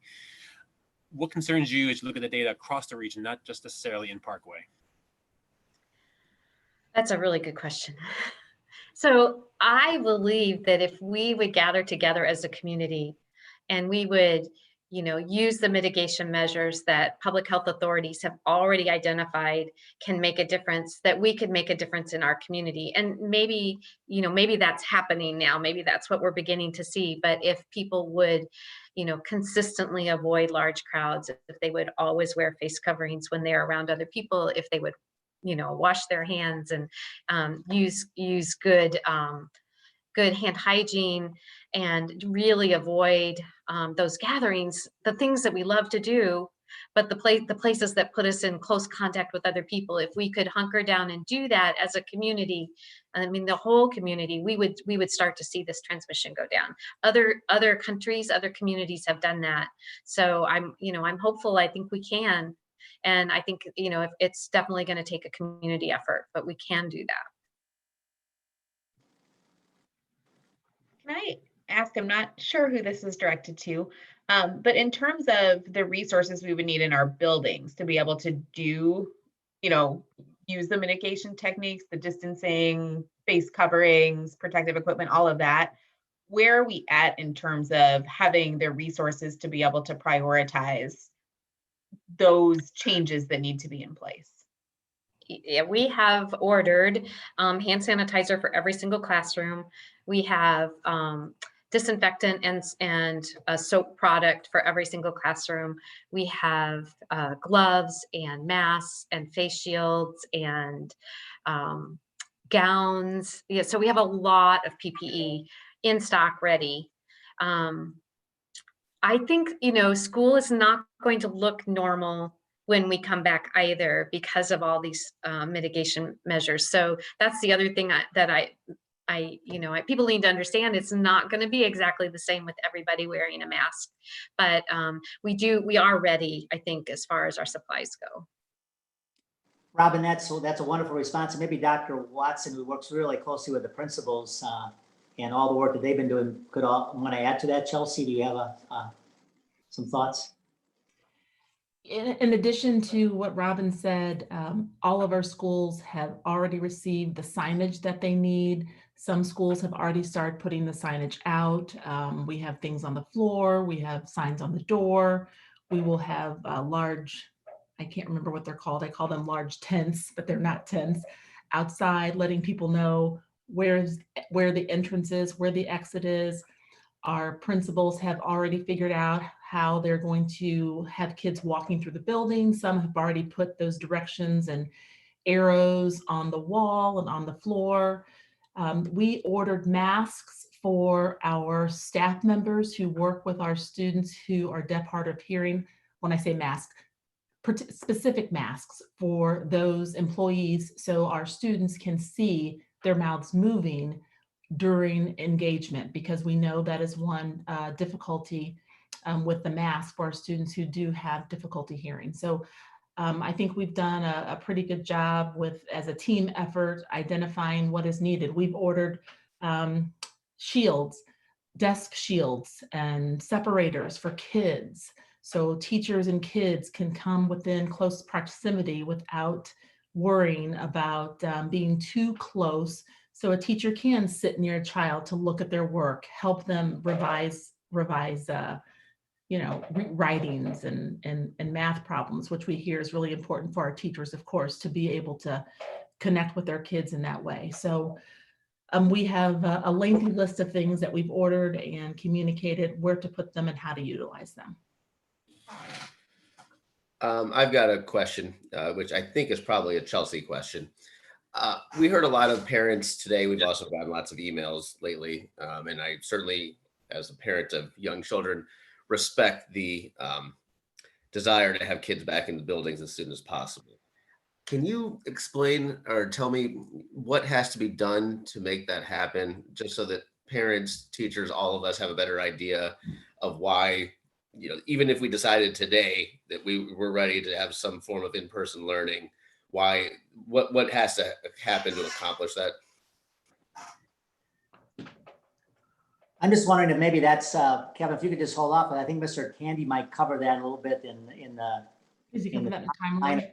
Be done, and then maybe we can get a little deeper into it if that would be okay. Maybe we should go to Paul and. Yeah, why don't we go ahead and have Paul present and then continue with questions. Mr. Seltzer, if if Mr. Tandy doesn't cover it at that point in time, we can. Okay, sorry, I apologize if I asked the wrong question at the wrong time. It's not the first time that's happened to me. No worries. Well, good evening, everyone. President Todd, members of the board. I can tell you as a communications person, I have no knowledge or professional ability to tell you what it takes to staff schools. So I will have to defer to someone else on that, but I can tell you the timeline that we've developed based upon Dr. Marty, your guidance and the feedback we've gotten. And I will say, we've been so grateful to have the expertise of people like Dr. Snow and Dr. Wallen. You know, somebody like Dr. Wallen who's worked at the CDC, you understand these issues, you can help us kind of think through them, has been tremendously helpful. I'm just going to walk you through a timeline, and I think Chelsea, Dr. Watson, I'll kind of defer to you at the appropriate time. You can kind of provide some more feedback, because Mr. Seltzer's question is an excellent one about what goes into staffing, for example, a blended environment and a virtual environment at the same time. And why might that take a few weeks to put the staffing together? So let me just start with, you can see on the timeline in September, you can see the little yellow star of where we are currently. I'll backtrack a little bit. We did start a couple of weeks ago with some weekly metrics, weekly e-newsletters, and we're going to continue that. It's called Parkway Today every Thursday to all parents and families and staff. That'll work all the way through the 1st of October. Our eyes are on that decision of the second quarter, and but that's our timeline there for the weekly updates, and we'll have one going out tomorrow, an additional update tomorrow. In addition, we will have, and on September the 10th, this last week, we did update our website to include the dashboard that some people have referred to, and what we've tried to do there is take the data from Dr. Wallen and Dr. Snow and focus on the 5 or so key metrics that they have told us are the most critical in terms of making a decision for second quarter. There's all kinds of data out there, but we've tried to focus on the most important ones that they're telling us will drive the decision for in-person learning. So will be updated every week. Also, what's already underway, in fact, we're almost finished, and that is to resurvey our teachers and ask them what their preferences are for second quarter, whether that would be to teach in person or virtual. So that's almost finished now. We're doing that. And then starting tomorrow, after the newsletter goes out, we will send a personalized email to every family, asking them to reconfirm their preferences for second semester. So we know what people told us previously. We anticipate some people's preferences will have changed. We want to honor those preferences. So September 17th through the 28th, roughly, is when we're going to be asking families to tell us, you know, what are your preferences for second semester, not only just for in-person versus virtual, but also if you're able to provide transportation, because obviously we're encouraging parents to provide transportation if they can, so that we can social distance on the buses as much as possible.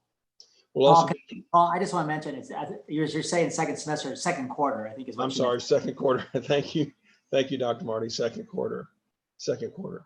We'll also then this month begin communications regarding if we are in person for second quarter.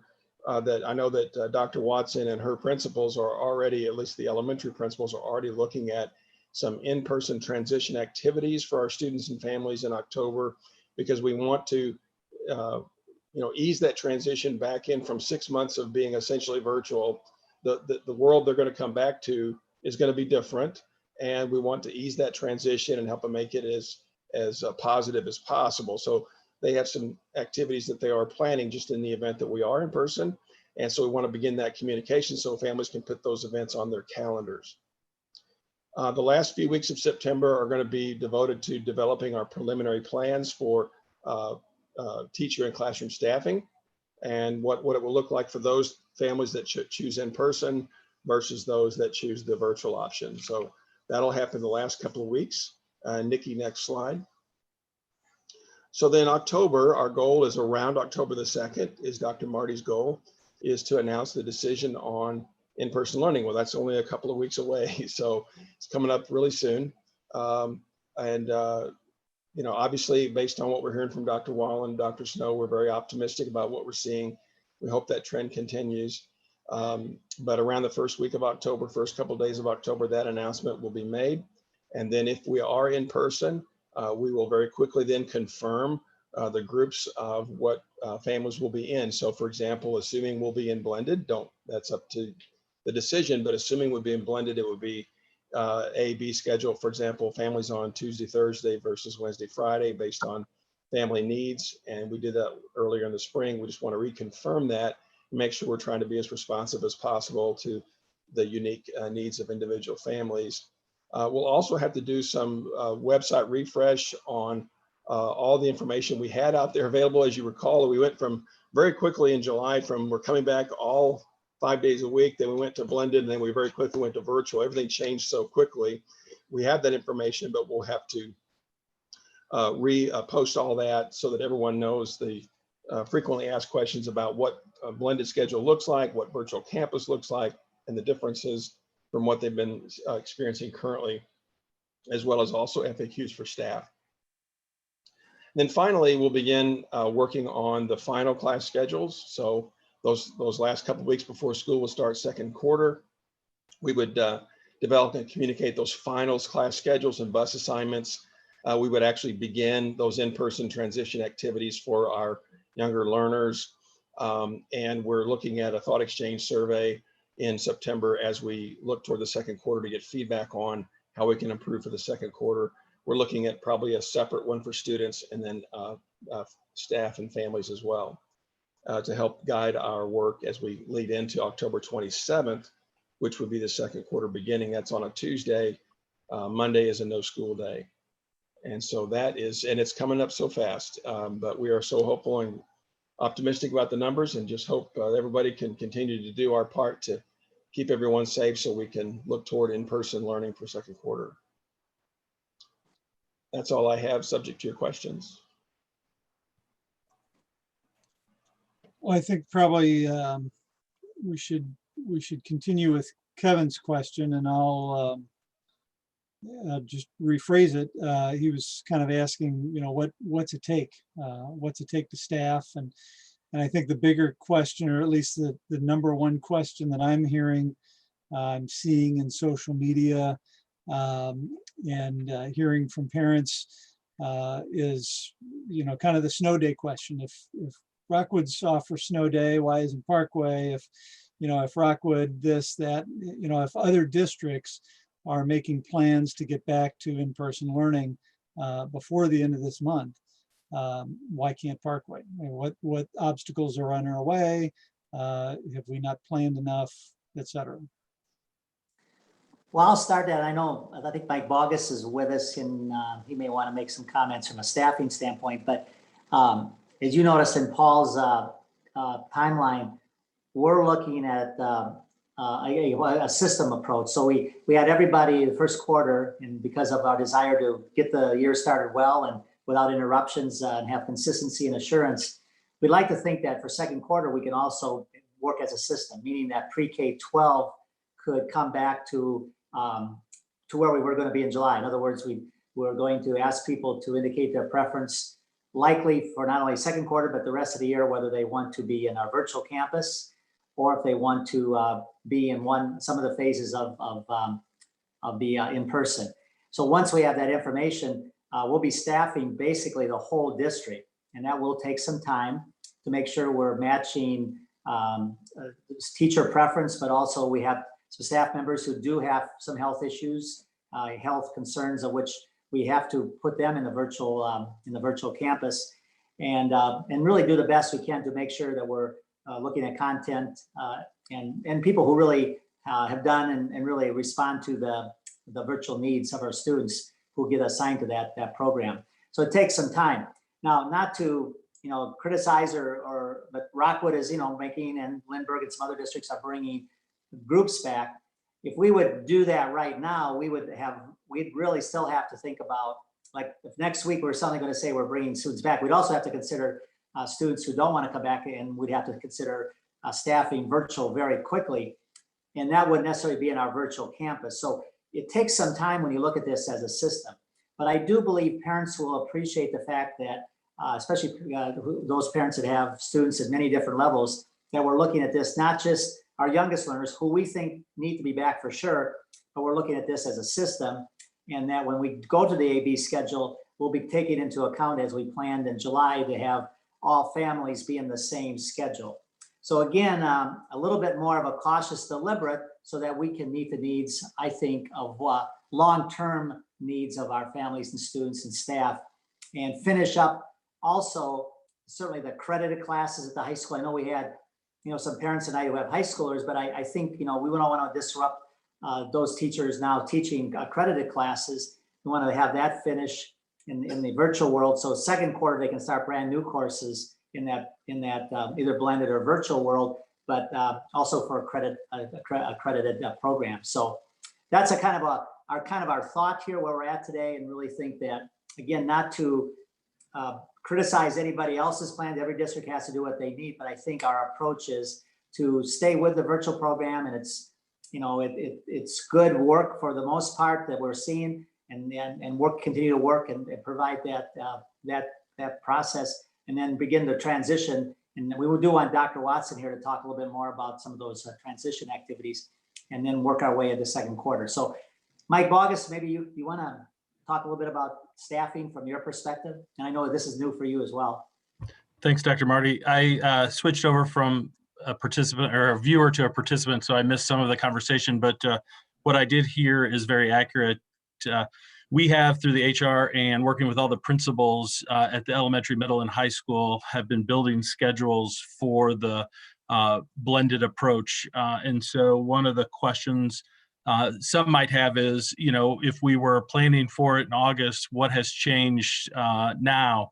And a lot of information has changed when it comes to our surveying of teachers. And so I'm anxious and excited to see the changes and the data from parents.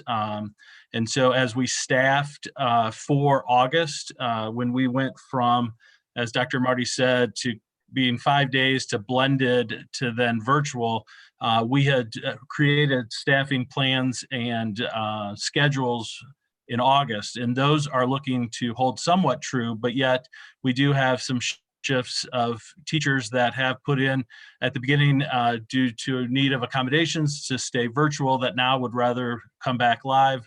And so the data points are changing for us in terms of our staffing. And I have to imagine, as was said earlier, some of the parents that might have picked virtual at the beginning might have a new approach to wanting in person, and likewise the other way around. So resurveying both staff and parents regarding student attendance is going to drive our decision. As Paul Tandy shared, the staff survey is out now. It closes this Friday. The parent survey will start tomorrow. That'll give us a little lag time to work with all the building principals through the Human Resources Department to start building the schedules. We have templates and I would say a skeletal schedule built for elementary. There's groups working for the middle and high school. And so a lot of work in a short amount of time, but it's doable, and I'm excited for what's next as we prepare to hopefully get kids back. Mike, can I ask you a question about the staff survey you mentioned? Since listening to the citizen comments, a lot of emphasis is put on the students, as rightfully it should. That's what we're all here for, is what's for for the kids, but we also we're accountable to the teachers as well. If you could tell us, what were the options presented to teachers and what sort of feedback have you gotten so far? So I'm going to pull up on my other screen. There were 3 options in this survey. One, teachers to select in-person teaching. Another one is to provide HR with documentation if there was a need for an accommodation due to COVID-19 that would request them to do virtual learning. And then the third was an in-person or virtual option that they were willing to do either based on what would be the needs within their building. Underneath that option, teachers had the ability to share data with me regarding a non-personal thing. So for example, if I was at my house and my grandmother at 90 years old was living with me, and I present a hardship that she might be somebody that I would not want to bring home COVID, it allowed for staff members to share more information so that I could look at those individually to determine as we match the need for our staffing to mirror what our parents want. And so if we have 25%, let's just say 25% of our parents have students that want virtual learning, I need to match that up. I might not have 25% of our staff wanting to do virtual or needing to do virtual, I should say, but some might want to or choose that option. The staff survey allows me to have the flexibility to be able then to contact them individually to say, this is what we have in terms of your placement as a 3rd grade teacher. Would you want to stay in your building and teach virtually? They've already been able to let me know that in the survey. If I could just jump in and extend that a little bit to the student piece to make sure everybody understands, as Mike was talking, identifying teachers who said that they would do either. We also match that up, or will match that up, with the number of students in each grade level. And right now I'm focusing on elementary, who request virtual. Okay. So let's say, for example, I'm looking at a 3rd grade at a particular school, and I have, I don't know, just pick out a number, 78 kids who want to learn via virtual campus. Mike works with the principal to identify what teachers from that school, that's our goal, will teach virtual campus. And we also have to be cognizant of class size numbers, and we want our virtual campus numbers to be very similar to our in-person numbers. So we can't overload a teacher with students in virtual campus, just like we wouldn't overload a teacher with students in their classroom. So let's say we have maybe 5 or 6 kids who are over the amount of kids that we can take in virtual campus based on the staff that we have in that school teaching 3rd grade. So we might have 2 3rd grade teachers teaching virtual campus and 2 in person. If we have an excess of kids, what Mike and his team are doing is looking at the district as a whole, and where there are other 3rd grade teachers across the elementary schools teaching virtual, we will have to move kids to that teacher's virtual campus. So our goal is to keep as many kids connected to their home school as possible, but there are probably going to be times when there are students who are in virtual campus that will not be able to stay connected with a teacher at their home school. So just to make sure that everyone understands that that also is part of the puzzle piece that Mike and his team will be putting together as we get the data that comes back. And Dr. Watt, that might happen to the middle and high schools as well, right? We may have to do the same thing when we have balancing class. And the other piece that Mike and his team are looking at is elective teachers. Let's just say, for an example, across our elementary schools, let's say that 5 of our music teachers need to teach virtually due to COVID-19 reasons. So that's 5 teachers that aren't in the building, they're specialists. So how do we make sure that kids are getting what they need through virtual campus, but how also are we going to cover the kids in the building where maybe now we're lacking 5 music teachers to teach the kids in person. So that's another puzzle that Mike and his team have to put together. And again, the data from teachers we notice already is shifting. And so, and again, it's another puzzle piece that takes time if we really want to do what's in the best interest of kids. And I can understand that that might have to be done, but will parents know of that possibility before the survey goes out or in conjunction with the survey so that they can make a better decision? They do have some legitimate reasons to not come back for, a lot of reasons, grandparents or what have you, vulnerability of with various illnesses and all. But if they know the possibility is that their child might go to a different school because of, the staffing issue, that might cause them to want to come in school. I don't know. I mean, I just wondered, should they know this ahead of time? And Paul and Mike, I have not pulled up that letter, but what I do know is our principals, especially our elementary principals, they've done things differently. And Paul and Mike, I do believe in communications previously, we had that information that teachers might shift. I just don't remember where it was. Mm-hmm. Specifically in our elementary schools, our principals and our teachers have been very strategic. So in an elementary grade level team, the students have been exposed to all of the grade level teachers because we knew going into this that things might change. And so I might be assigned to, my 3rd grade teacher, Mrs. Stover, but I also know Mr. Todd, the 3rd grade teacher, Mrs. Hopper, Dr. Snow, and all the teachers have been interacting with all the kids. So in case there has to be a shift in that grade level, kids will already have a connection with the teachers and teachers will already have a connection with kids. Now, that is for in person, but it's also for virtual in case one of those teachers teaches virtually, which that is our goal. That's what we want. We want a teacher from that grade level, if at all possible, to teach virtual campus if the numbers present themselves where we could have a virtual campus teacher in that grade level.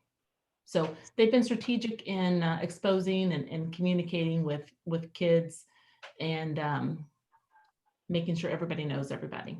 But Paul, I think if I could just add to Dr. Sortino, your question, I think we need to be as clear as possible. That's a great feedback for us to make sure that families know that anytime we change formats, there's a chance that your child could have a different teacher. And it's hard to understand that. To Kevin's question, I don't understand staffing. I'm learning more from Dr. Bogus and others about how it works, but we need to be clear with families so that anytime we're making a change, there would be a chance, and we're going to try to minimize that as much as possible, but there would always be a chance that your child would have a different teacher. And I know at the elementary level, we've really worked on that proactively already in our virtual program this fall, in that we've tried to expose the students to the teacher teams at their grade levels because we have anticipated that could happen once we come back in person so that the students get to know all of their teachers at their grade level. But that is a definite possibility, and we need to make sure we're as clear as possible, to your point, Dr. Sortino, as we're asking them for their preferences. So thank you for that feedback. He's not on tonight, but Dr. Beckner is the one who kind of coined the term virtual campus purposely to say this is really a district approach to meet the needs of our virtual requests. So we would like to keep students in their home school if possible, but sometimes, as Dr. Watson pointed out, the numbers may not allow it. I think we certainly can have conversations. Some parents would probably be more apt to say, I just want my kids in virtual. So we might have to, just have our principals will have to, perhaps there'll be some families that would be more willing to do that and others as we get into those first couple of weeks in October where we're doing the staffing. So I think we can have those conversations. I do know in the town halls that we had leading up to, and this is before I think we went all virtual, I was in a couple of town halls and that topic came up and we had various parent reactions. Some were like, oh no, I'd have to leave green trails, to others who were understanding. So I think it is important, Sam, that we do are very clear about that, because that is parents like to stay in their home school. Obviously, they like that connection. I do think it's important, though, within that to note that the virtual experience will be what people are having now, not what I'm hearing some other places doing a virtual being like a Zoom camera in the back of the in-person classroom. It's not that. It's it's a teacher that's focused on the virtual students. Or using a vendor like Launch, or using an outside vendor. No, it's going to be our Parkway teachers. Our curriculum, yeah. Am I coming through now? Hopefully I fixed my bandwidth issues. Slowly, but yes. You all hear me? Okay. I actually wanted to I was going to bring up what Christy said. I think one of the reasons that Parkway is taking this deliberate approach to staffing is that we are trying to make sure that we're giving a quality experience to both kids who are in the classroom and the kids who are virtual. And I think people need to know that, because in other districts, for example, there are teachers who are teaching, and I just got my internet connection is unstable message. Maybe you can't hear me again. There are teachers who are doing both. And in Parkway, in order to give students the best, we're making sure that our teachers are dedicated to one teaching style. That's a very good point, Pam. We are not asking teachers now in the blended model, face-to-face, they'll be potentially in class and then but generally the students who choose the virtual option, those teachers will be dedicated and they'll be in that program. So that's a good point. And again, why I think it's important we make the right match for teachers to students, because we do hope it'll be not only second quarter, but potentially the rest of the school year. We don't have to keep restaffing and surveying families. Going back to getting on the topic of October 27th, has there been discussion on whether this is going to be a hybrid model, or is this going to be on campus 5 days a week? Or has that not been determined yet? It's certainly been discussed, and somewhere in our discussion tonight, I think we talked about, what would be, as we think about those transition activities, and again, Dr. Watson, and we want to give her a little time here in a moment to talk about those, but part of it is really making sure that the students, when they come back, really understand at all levels the changes, as was described by Paul. It's not going to be the same. So right now, I think, and this is Keith Marty talking, and not really a lot of planning, but perhaps a transition. Again, if the data it continues its good trend, to perhaps bring all students back in the hybrid or blended approach, and then once we have those two options, we can more easily move certainly to the 5-day program, but perhaps to have more of a transition approach, to think more of a blended. However, if the data, and I know Jeff Todd, said, what if the data is really good? I guess, that would be potentially, and again, we want to close the door on that. But right now, as we said, I think it may be perhaps prudent to think about bringing less students in for a while to make sure we learn about social distancing and all the protocols before we bring more numbers back. We'll also find out from the survey how many students, we had over 30% of our students initially requested virtual. And in the new survey, if we, we may not be that number, but what will it be to determine really what is the size of our school is going to be. Now, not all of them will be the same. You may remember that from our initial survey, we had some schools that, as many as 50% of the students were requesting virtual, and other schools where it was more like 20%. So we had a variance of, schools requesting, it wasn't the same, obviously, across the board. But Debbie, I think right now, again, with our planning, we want to, first of all, we want to get students back, and perhaps it may be more prudent to think about a more blended approach, at least as a first couple of weeks of the second quarter.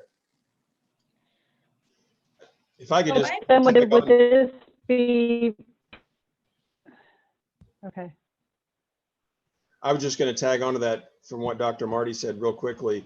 From the spring, it was interesting that we had anywhere from a low of maybe 10 to 12, 14% of families at some schools preferring virtual, all the way up to 60% plus at some other schools. So that is another dynamic that people like Mike Bogus and Kevin Beckner, who's not on right now, but that they have taken into account, because we have a dramatic, at least in the spring, we had a dramatic difference in some schools in terms of the percentage of families who were choosing one option versus another.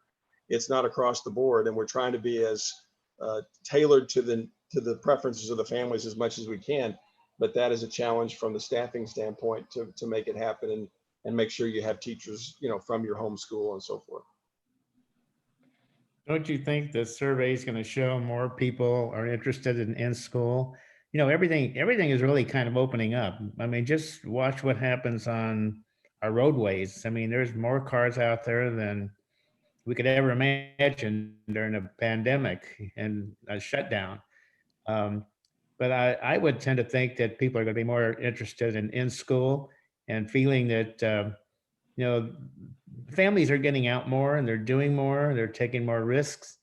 And I think they would look at the same kind of approach, coming to school, knowing that the district will take all precautions available to protect everyone. So the survey is going to kind of give us some data, some information that would be very beneficial, I think. And I'm interested in knowing what kind of feedback we get from preschool and elementary parents, because that might give us a good indication, at least to start, with a group and having in-person classes, whether it be a hybrid or 5 days a week. Tim brings up a good point in that the data is, the survey is only going to tell us answers to the questions that we ask. So what questions are we asking, and are we breaking those questions down by grade level or groups of grades? And are we asking the question, do you just want to be in virtual, or do you want to be in hybrid? Or are we also asking the question, would you prefer to be 5 days a week? And are we asking the question, when do you feel you're ready to go to these levels? I can jump in on a couple of these things. First of all, I want to go back to, I don't remember whose question earlier, if we're telling parents that their child's teacher could change. So I'm looking at the letter that's going to go out tomorrow, and there's a link in that letter that takes parents to the Q&A. And when you go and read the Q&A, that is one of the questions with the answer. I think I moved it, but could my child's teacher change? And the answer is maybe, with an explanation after that. So that is information that will be on the Q&A. It was on the Q&A previously, but since we shifted to distance learning, those things were pulled off the website. So they will go back on the website starting tomorrow. The survey is very similar to the survey last time. We're asking if families want their children to be in virtual campus or in-person learning. And yes, I mean, we will we will have information on every child, so we will know what school, what grade level, and all of the details and the demographic information. We're also asking if they still want bus transportation, if they requested it before. We're asking them to confirm the transportation method that their child will use for the upcoming, when we go back in person. So we're just asking those specifics about what they want their child to do for second quarter in person, if we're coming back, or virtual campus.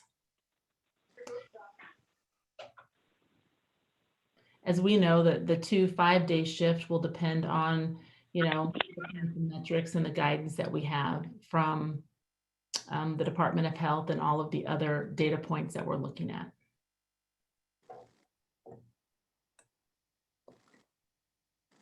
Mr. Todd, did I answer your questions or did I miss? Yeah, kind of.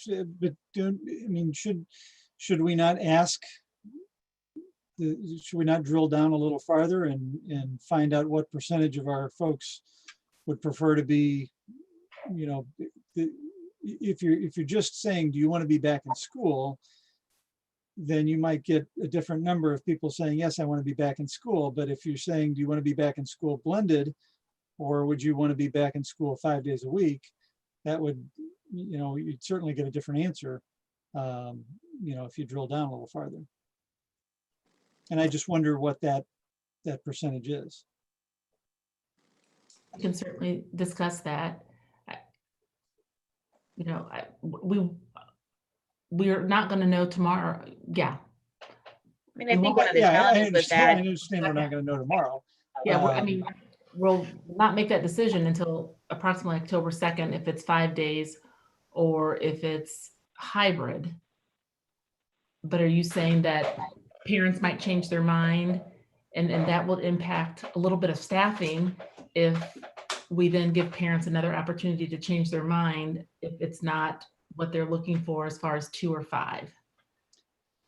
I think I'm saying more of, more along the lines of, if we're only presenting one option to go back to school, if we're not being specific in saying your back to school option is a hybrid option, I think we need to at least communicate that. But again, I think that we ought to be asking the question, do you want to be back in 5 days a week, or do you want to be hybrid? I think the hard thing about that is we don't want to inadvertently present it that decision's being made based on, like, the decision between 2-day or 5-day is based on the ability to do that safely, more so than preference. Now, I do think for elementary kids and parents, the logistical challenges of hybrid are actually harder than the logistical challenges of virtual. So I could see some different preferences for that with elementary kids. Perhaps it's an interesting point to think about there. But I would want to be careful not to inadvertently, like, it's not the decision for 2 or 5 days. I think everybody would want 5 days, ideally, if it could be safe. So that's where I just think that could get a little tricky. I concur with Christy. Based on the emails I've seen, the feedback we've all received, I think people's preference is going to be pretty clear, whether it's going to be, I want my kids in a building, or I don't want any part of this. I don't think there's a whole lot of nuance in between. Obviously, I could be wrong, but I think the way we've done it the first time around, which is you're opting into the Parkway plan or you're opting into virtual, I think was the prudent way to do it. And I don't know that we need to get too layered in our surveying. Well, here's a question on that topic, though. My understanding is that the reason for the hybrid model originally was because we wanted to operate at a reduced capacity and spread students out farther. Right. If we're bringing everyone back at 100% capacity, then we're not meeting that goal of proper social distancing. And how then, from a district operation standpoint, will that affect what we do? Yeah, you're all making some really good points here. I think, in July, we really had made the decision to go two options. And I think if we start asking if people want, we're asking almost now for a third option, and we're just not, we're just not really prepared for, yet another option. In fact, I don't know a district doing 3 options. Either people are doing virtual and in some phases of in-person. Wentzville is doing virtual, and then they're doing fully in. I think that's true of Francis Howell. So I think ultimately we want kids back 5 days. It just may be, as Christy pointed out, it may be, and Mrs. Hopper too, it may just be more prudent to start hybrid. But generally, I think we'd want kids ultimately back full time. I just think as we're thinking about our initial work in back through June and July, we were really thinking of these 2 options. And as Mrs. Hopper pointed out, a lot of it had to do with where we were from a safety standpoint in the in-person. Dr. Marty, if I may, just add one piece. I showed up, even though I know I was not originally in the meeting. But importantly, I want to add one of the most important things in order for us to pull off a model where we have students both learning in person and learn virtually is we need to know from parents, do you want to continue virtually if we return in person? Whether that in-person model is 2 days a week or 5 days a week, we can't effectively staff and schedule all of our students in virtual campus if we don't know that a family wants to remain virtual. So we may decide later that we want to get more granular or add additional information, but for the purposes of the survey that all families are being sent tomorrow, really the most important thing we need to know is, should we return in person, regardless of the number of days, do you have a need to remain virtual? Once we know the number of students who need to remain virtual, we can schedule all of those students. Then we can, Dr. Bogus and his team can staff all of those classes to ensure that we have highly qualified staff in those places. And then we can make all the adjustments we need to in the in-person classes. So we may need to get more granular in the future, but just in terms of our immediate need, to be prepared to fully staff and schedule all of our students and all of our schools, really the question we need to know is, do you want to remain virtual once we're able to return, regardless of that, if that return is in a hybrid model or in a 5-day model? We really need to know the number of families who say, no matter how many days you come back, I'm staying virtual.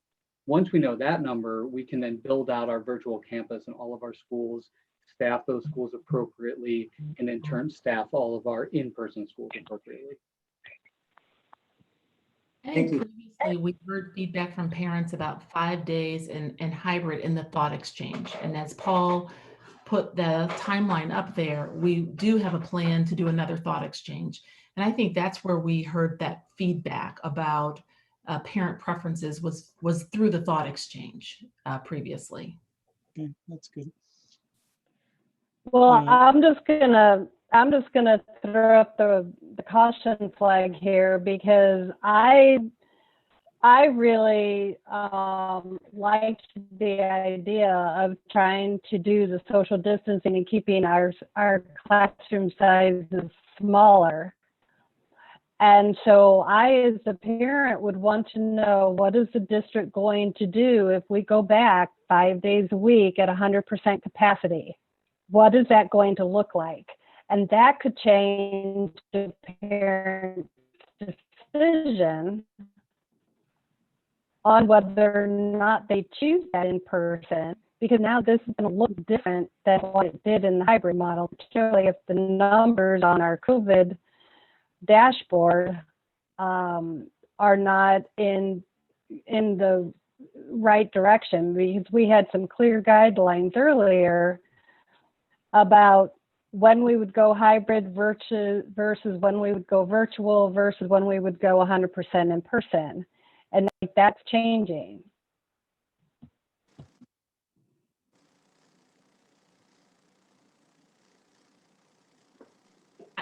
I guess, Debbie, to your point, I think if we chose not to follow the guidelines of our medical professionals, which talk about masks or face coverings and the distance and proximity, I think that would be right now the only way that we could do 5 days. And so, we have been following the guidelines of the department, St. Louis County Health Department and all of the other pieces of information that our Dr. Wallen has brought to us along the way. And that's how we developed our plan for level 1, level 2, and level 3, and what that would look like in our building. So if we want to continue thinking about the safety and well-being of those in our buildings based on where we are now, if we brought everybody back, we certainly would not be social distancing throughout the day. Chelsea, I don't know if it was you or maybe Paul mentioned in his timeline the return to school activities for K through 5. Can you talk a little bit more about those?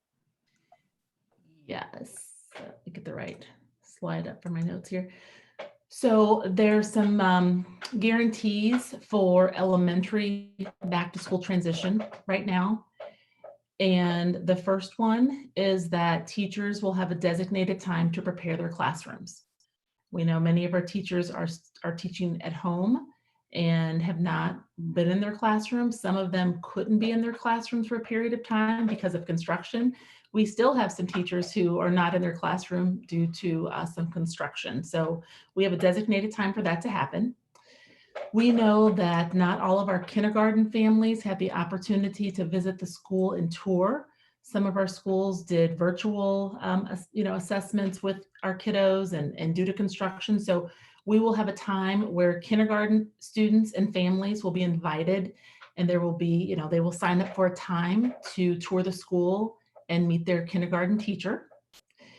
We also know that we have new families to the school who haven't had a chance to see this inside of the school. So our principals will schedule time for new families to the school to come in and tour the school. So at least their parents kind of know where their kids are going to school and what the inside of the building looks like. We will also have a day where our elementary students, again, if we're bringing back K5, it would be K5. If we're bringing back K1 and 2, it would be K1 and 2. But the students who are returning to school will then spend a full day with their teacher in the building doing some transition activities. In addition, students who will be attending virtual campus will also transition and meet their teacher. And we have plans for all of this to occur before the 27th.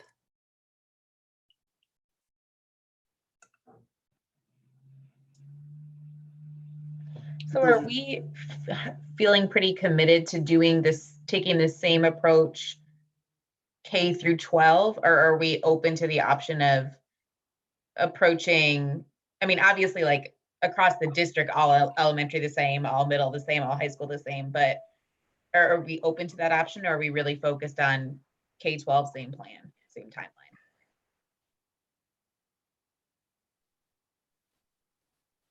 You're on mute. It's my favorite saying. So as I said earlier, I think right now we'd like to be able, as Dr. Bogus and Dr. Beckner and others are working on the staffing. Obviously, the survey is, we're getting survey from all families and all staff.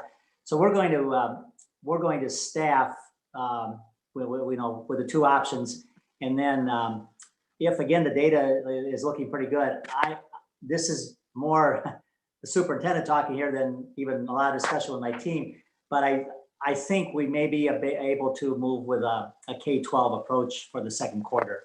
And I think, again, families would probably, many of them that have different levels would appreciate that. And I think our staff would appreciate that too. They would all then have the same expectations. We wouldn't have different levels be doing different things. So right now, I would like to think we could start all in the same fashion. There were several people that made comments tonight that talked about our youngest learners, pre-K and, K1, K2. Is there any way we can accelerate their return, even if it's to the hybrid model? Well, again, we're going to be, till we get the survey information back, we're going to be staffing and, we're making an announcement and then working with the AB schedule and so forth. I mean, we're going to be into October. We're going to be within 2 to 3 weeks of the start of the second quarter. I think this is a good question for Mike and Kevin probably. But again, I think to do it well, we'd also, have teachers right now who would have to, at the elementary level, for example, we'd have to be assured that continuity would occur when we make that change into the second quarter, that we're not going to make yet another change. Again, the caution is if we do it right away, we may have situations where students are going to have to make a couple changes. We're really trying to avoid that. So we could, I don't know how, even accelerate. I don't know how much in advance of the second quarter we could really implement this. So Mike or Kevin, thoughts?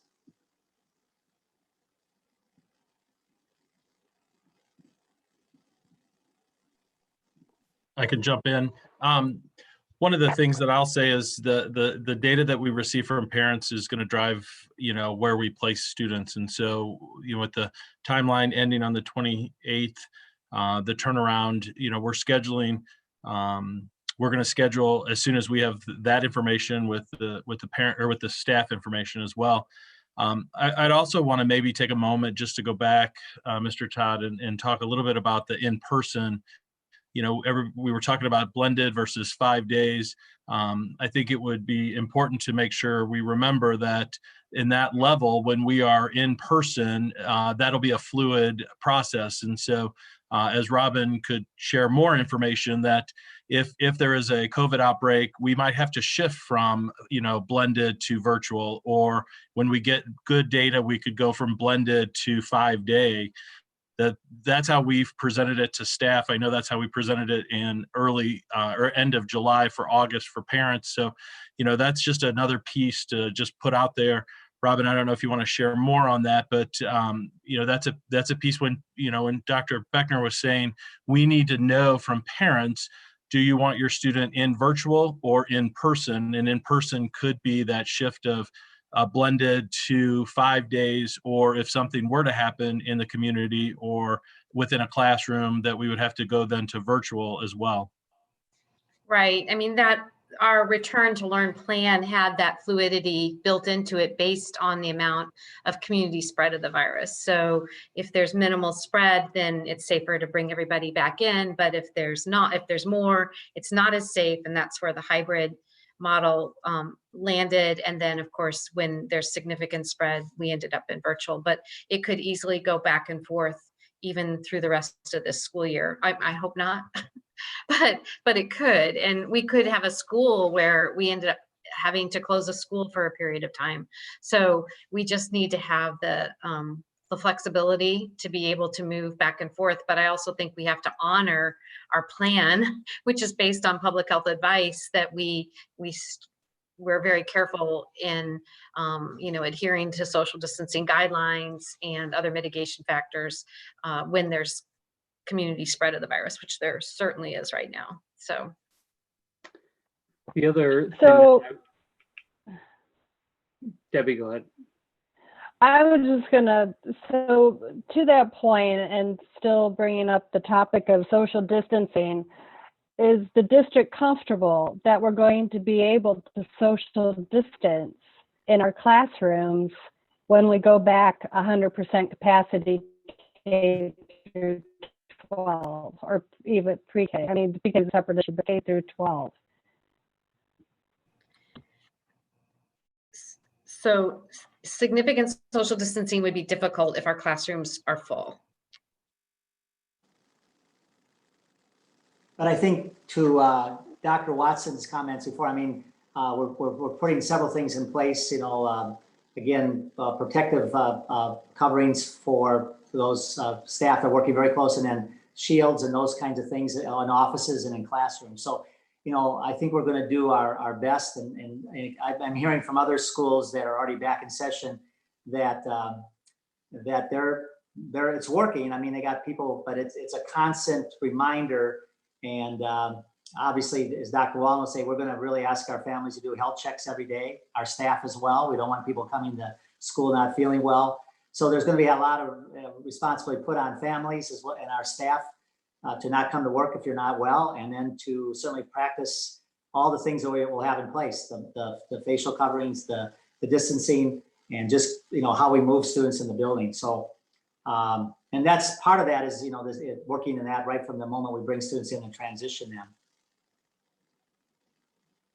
We're also, we probably should say every school, I think Chelsea, every elementary school, every school is working on a video to kind of show families what it's going to be like in preparation of coming back.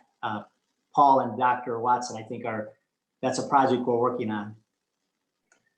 Correct. Every building will prepare a video to show students and parents what the inside of the building will look like, meaning what signs, explain, how many, the sign on the bathroom. We'll have signs on the bathroom that indicate how many individuals can be in the restroom at one time.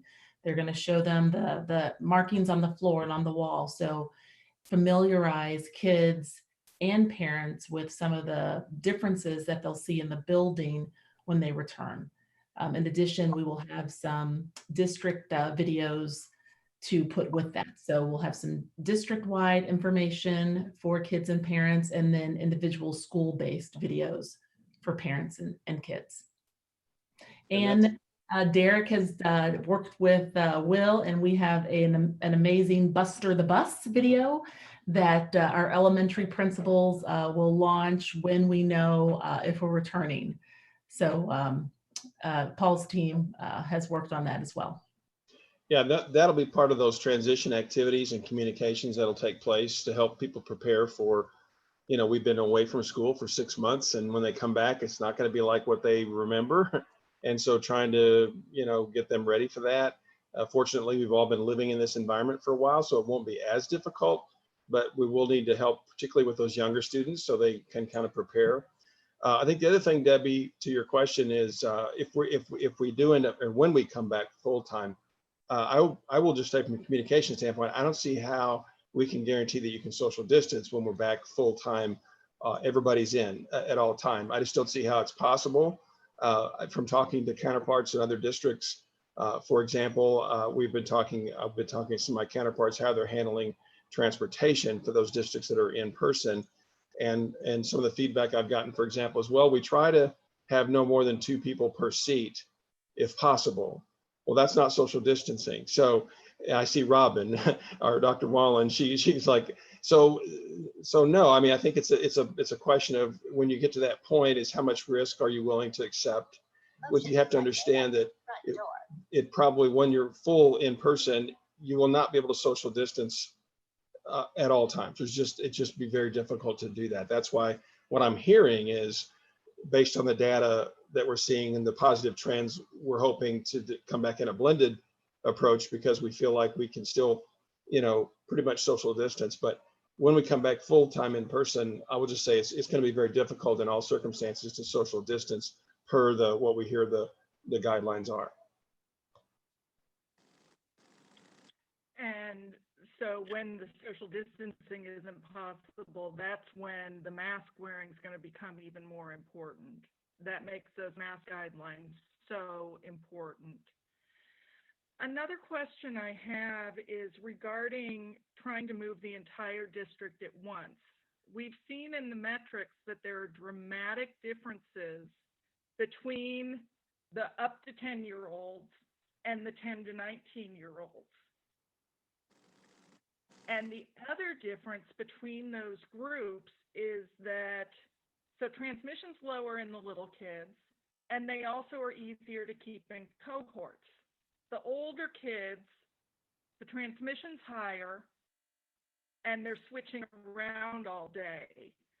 Are we feeling confident that the numbers are going to be to the point that we can make this move all at once, or do we need to consider splitting? Is it all or nothing?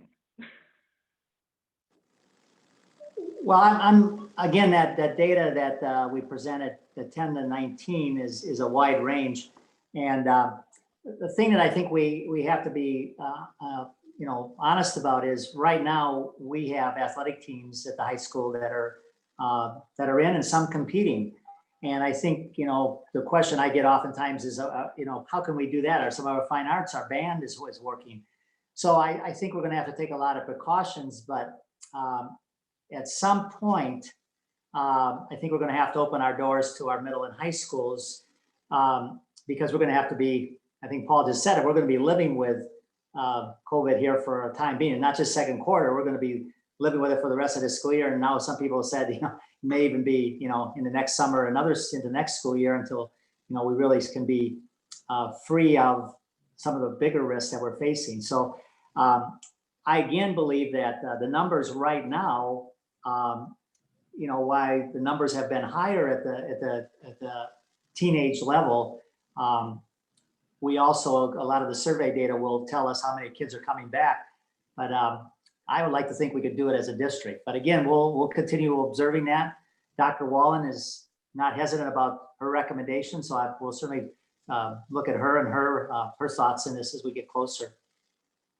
Well, we're still planning on requiring masks no matter what format we come in. So the you know, even if kids are 4 feet apart versus 6 feet, theoretically they should still be relatively well protected.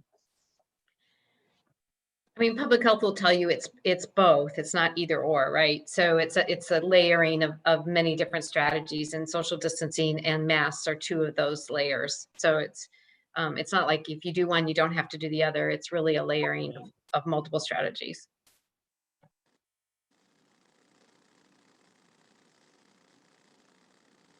In talking to superintendents like Desi Kirchhofer at Northwest and Curtis Kane at Wentzville and some of these districts, Nisha Patel at Fox, they're saying they're getting wonderful cooperation from their students and particularly their high school students. They're very, very proud of the response of their high school students. And I have no doubt that our students would be, it will give with, again, a lot of emphasis would be responsible.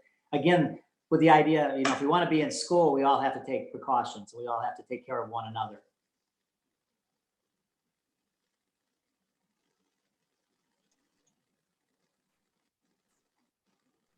Anyone else have any questions for? So are we at the point to say that the 5-day-a-week full-time is out altogether? I mean, is that a decision that could be made? Well, at least at this point. At this point, I think it would be a challenge for us simply because of, I think Paul said it very well. I mean, I think if we really are concerned about a balance between getting students back and really teaching safety, that best can be done with less students in the building. So I think the transition of having the hybrid model for a period of time would be prudent and would be the one that right now I would think would be wise for us. So is that a direction we should agree to go to? The only caution I would throw out, and is I think about back in July and late June. I mean, we were at a point where we were thinking we're all in, and the numbers were looking really good. We were excited, and literally within a few weeks, we went from full all in to a blended approach, and then all of a sudden to all virtual, and it was really in a fairly narrow time frame.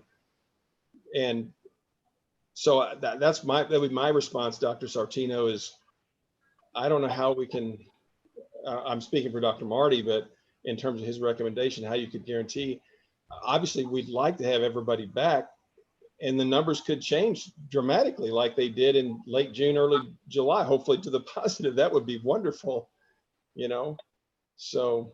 Well, I'm certainly not an advocate for full-time. At this point, I'm just saying that I think it's prudent not to go full-time because of just the numbers. You can't really handle the numbers and still deal with all the protocols that are necessary. But the blended seems like it offers a better approach to have the safety of students and have students in school and socializing and being with their teachers at least a good portion of the time. And it's, you know, I think that's important to the transition. And who knows, maybe after the first of the year, things are going to change dramatically with the virus, and we could say, gee, it's time to go back full time, but now's not the time. It certainly gives us an opportunity to kind of get our toes in the water before jumping in head first. Yeah. Sam, I mean, it sounds like based on everything we're talking about, there's a whole progression to get to that point, and we're on step 1, step 10, you're talking about step 50. And, I think we've got great people doing a great job, and, we need to, take it step by step by step, survey by survey, and hopefully get to that point. Is that accurate? I think so.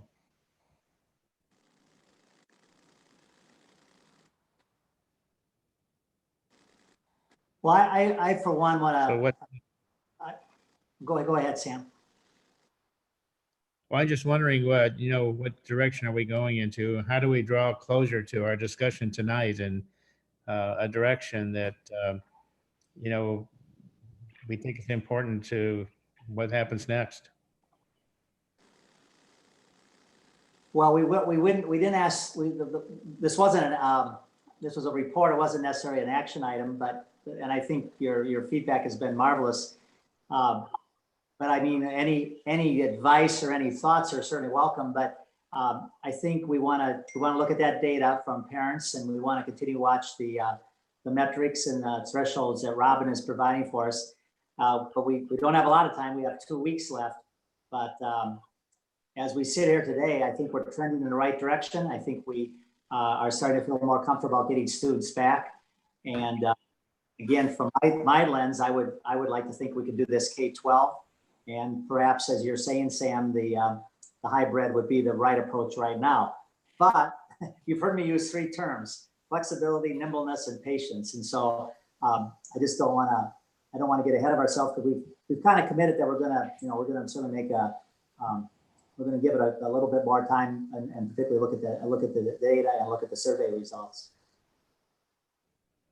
Can we touch a little bit before we go on the ECC?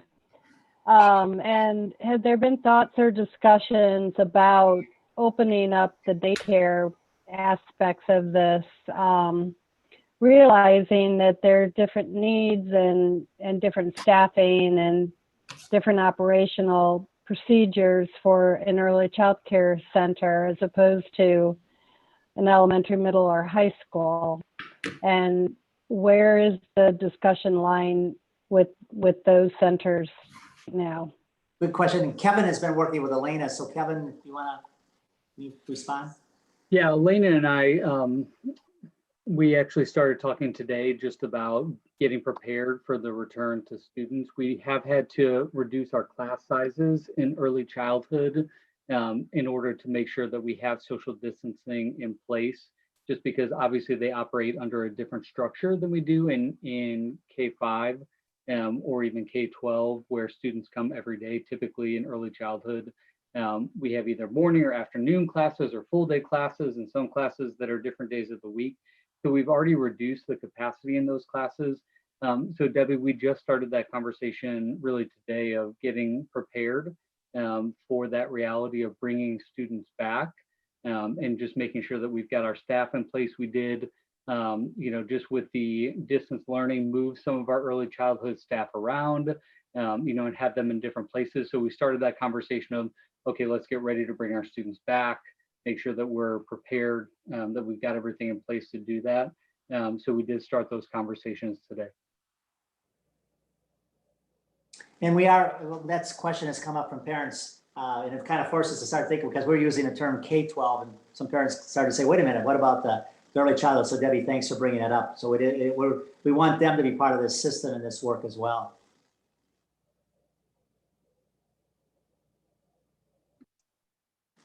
Well, I just want One more question. Can I, one more thing, I'm sorry. We haven't talked about students participating in the VIC program. And what is that going to look like, getting them returning to school with transportation in particular? Greg Matheson isn't on here, but that's his area. But what I would say, we've had discussion. Vic will and transportation folks that we work with will respond to whatever Parkway chooses to do. We'll be surveying those families as well, and some of those families will choose probably virtual as well as in person, and those students will be transported accordingly. But we also have data too, by the way. Carter and his work, we have information about where our students come from in the city in terms of numbers and actually I think, Robin, the numbers look better in the city than they do in West County and some of in the North County area, or not just North County, but the city area. It's not North County, city area where the students come from. I was talking to somebody about that at the state, and they suggested that it may be because they're not doing enough testing. So they were a little bit skeptical. But anyway, to answer your question, Debbie, we are planning that the big students will come. Some of the students are already being picked up through athletics. So Mike Roth has been working with Vic for the students who will participate in our high school athletic program. So Vic is responsive to whatever the district will do.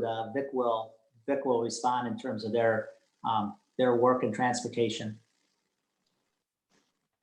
And anyone we don't hear from on that question on the survey, we will assume they want transportation. So we'll build that in.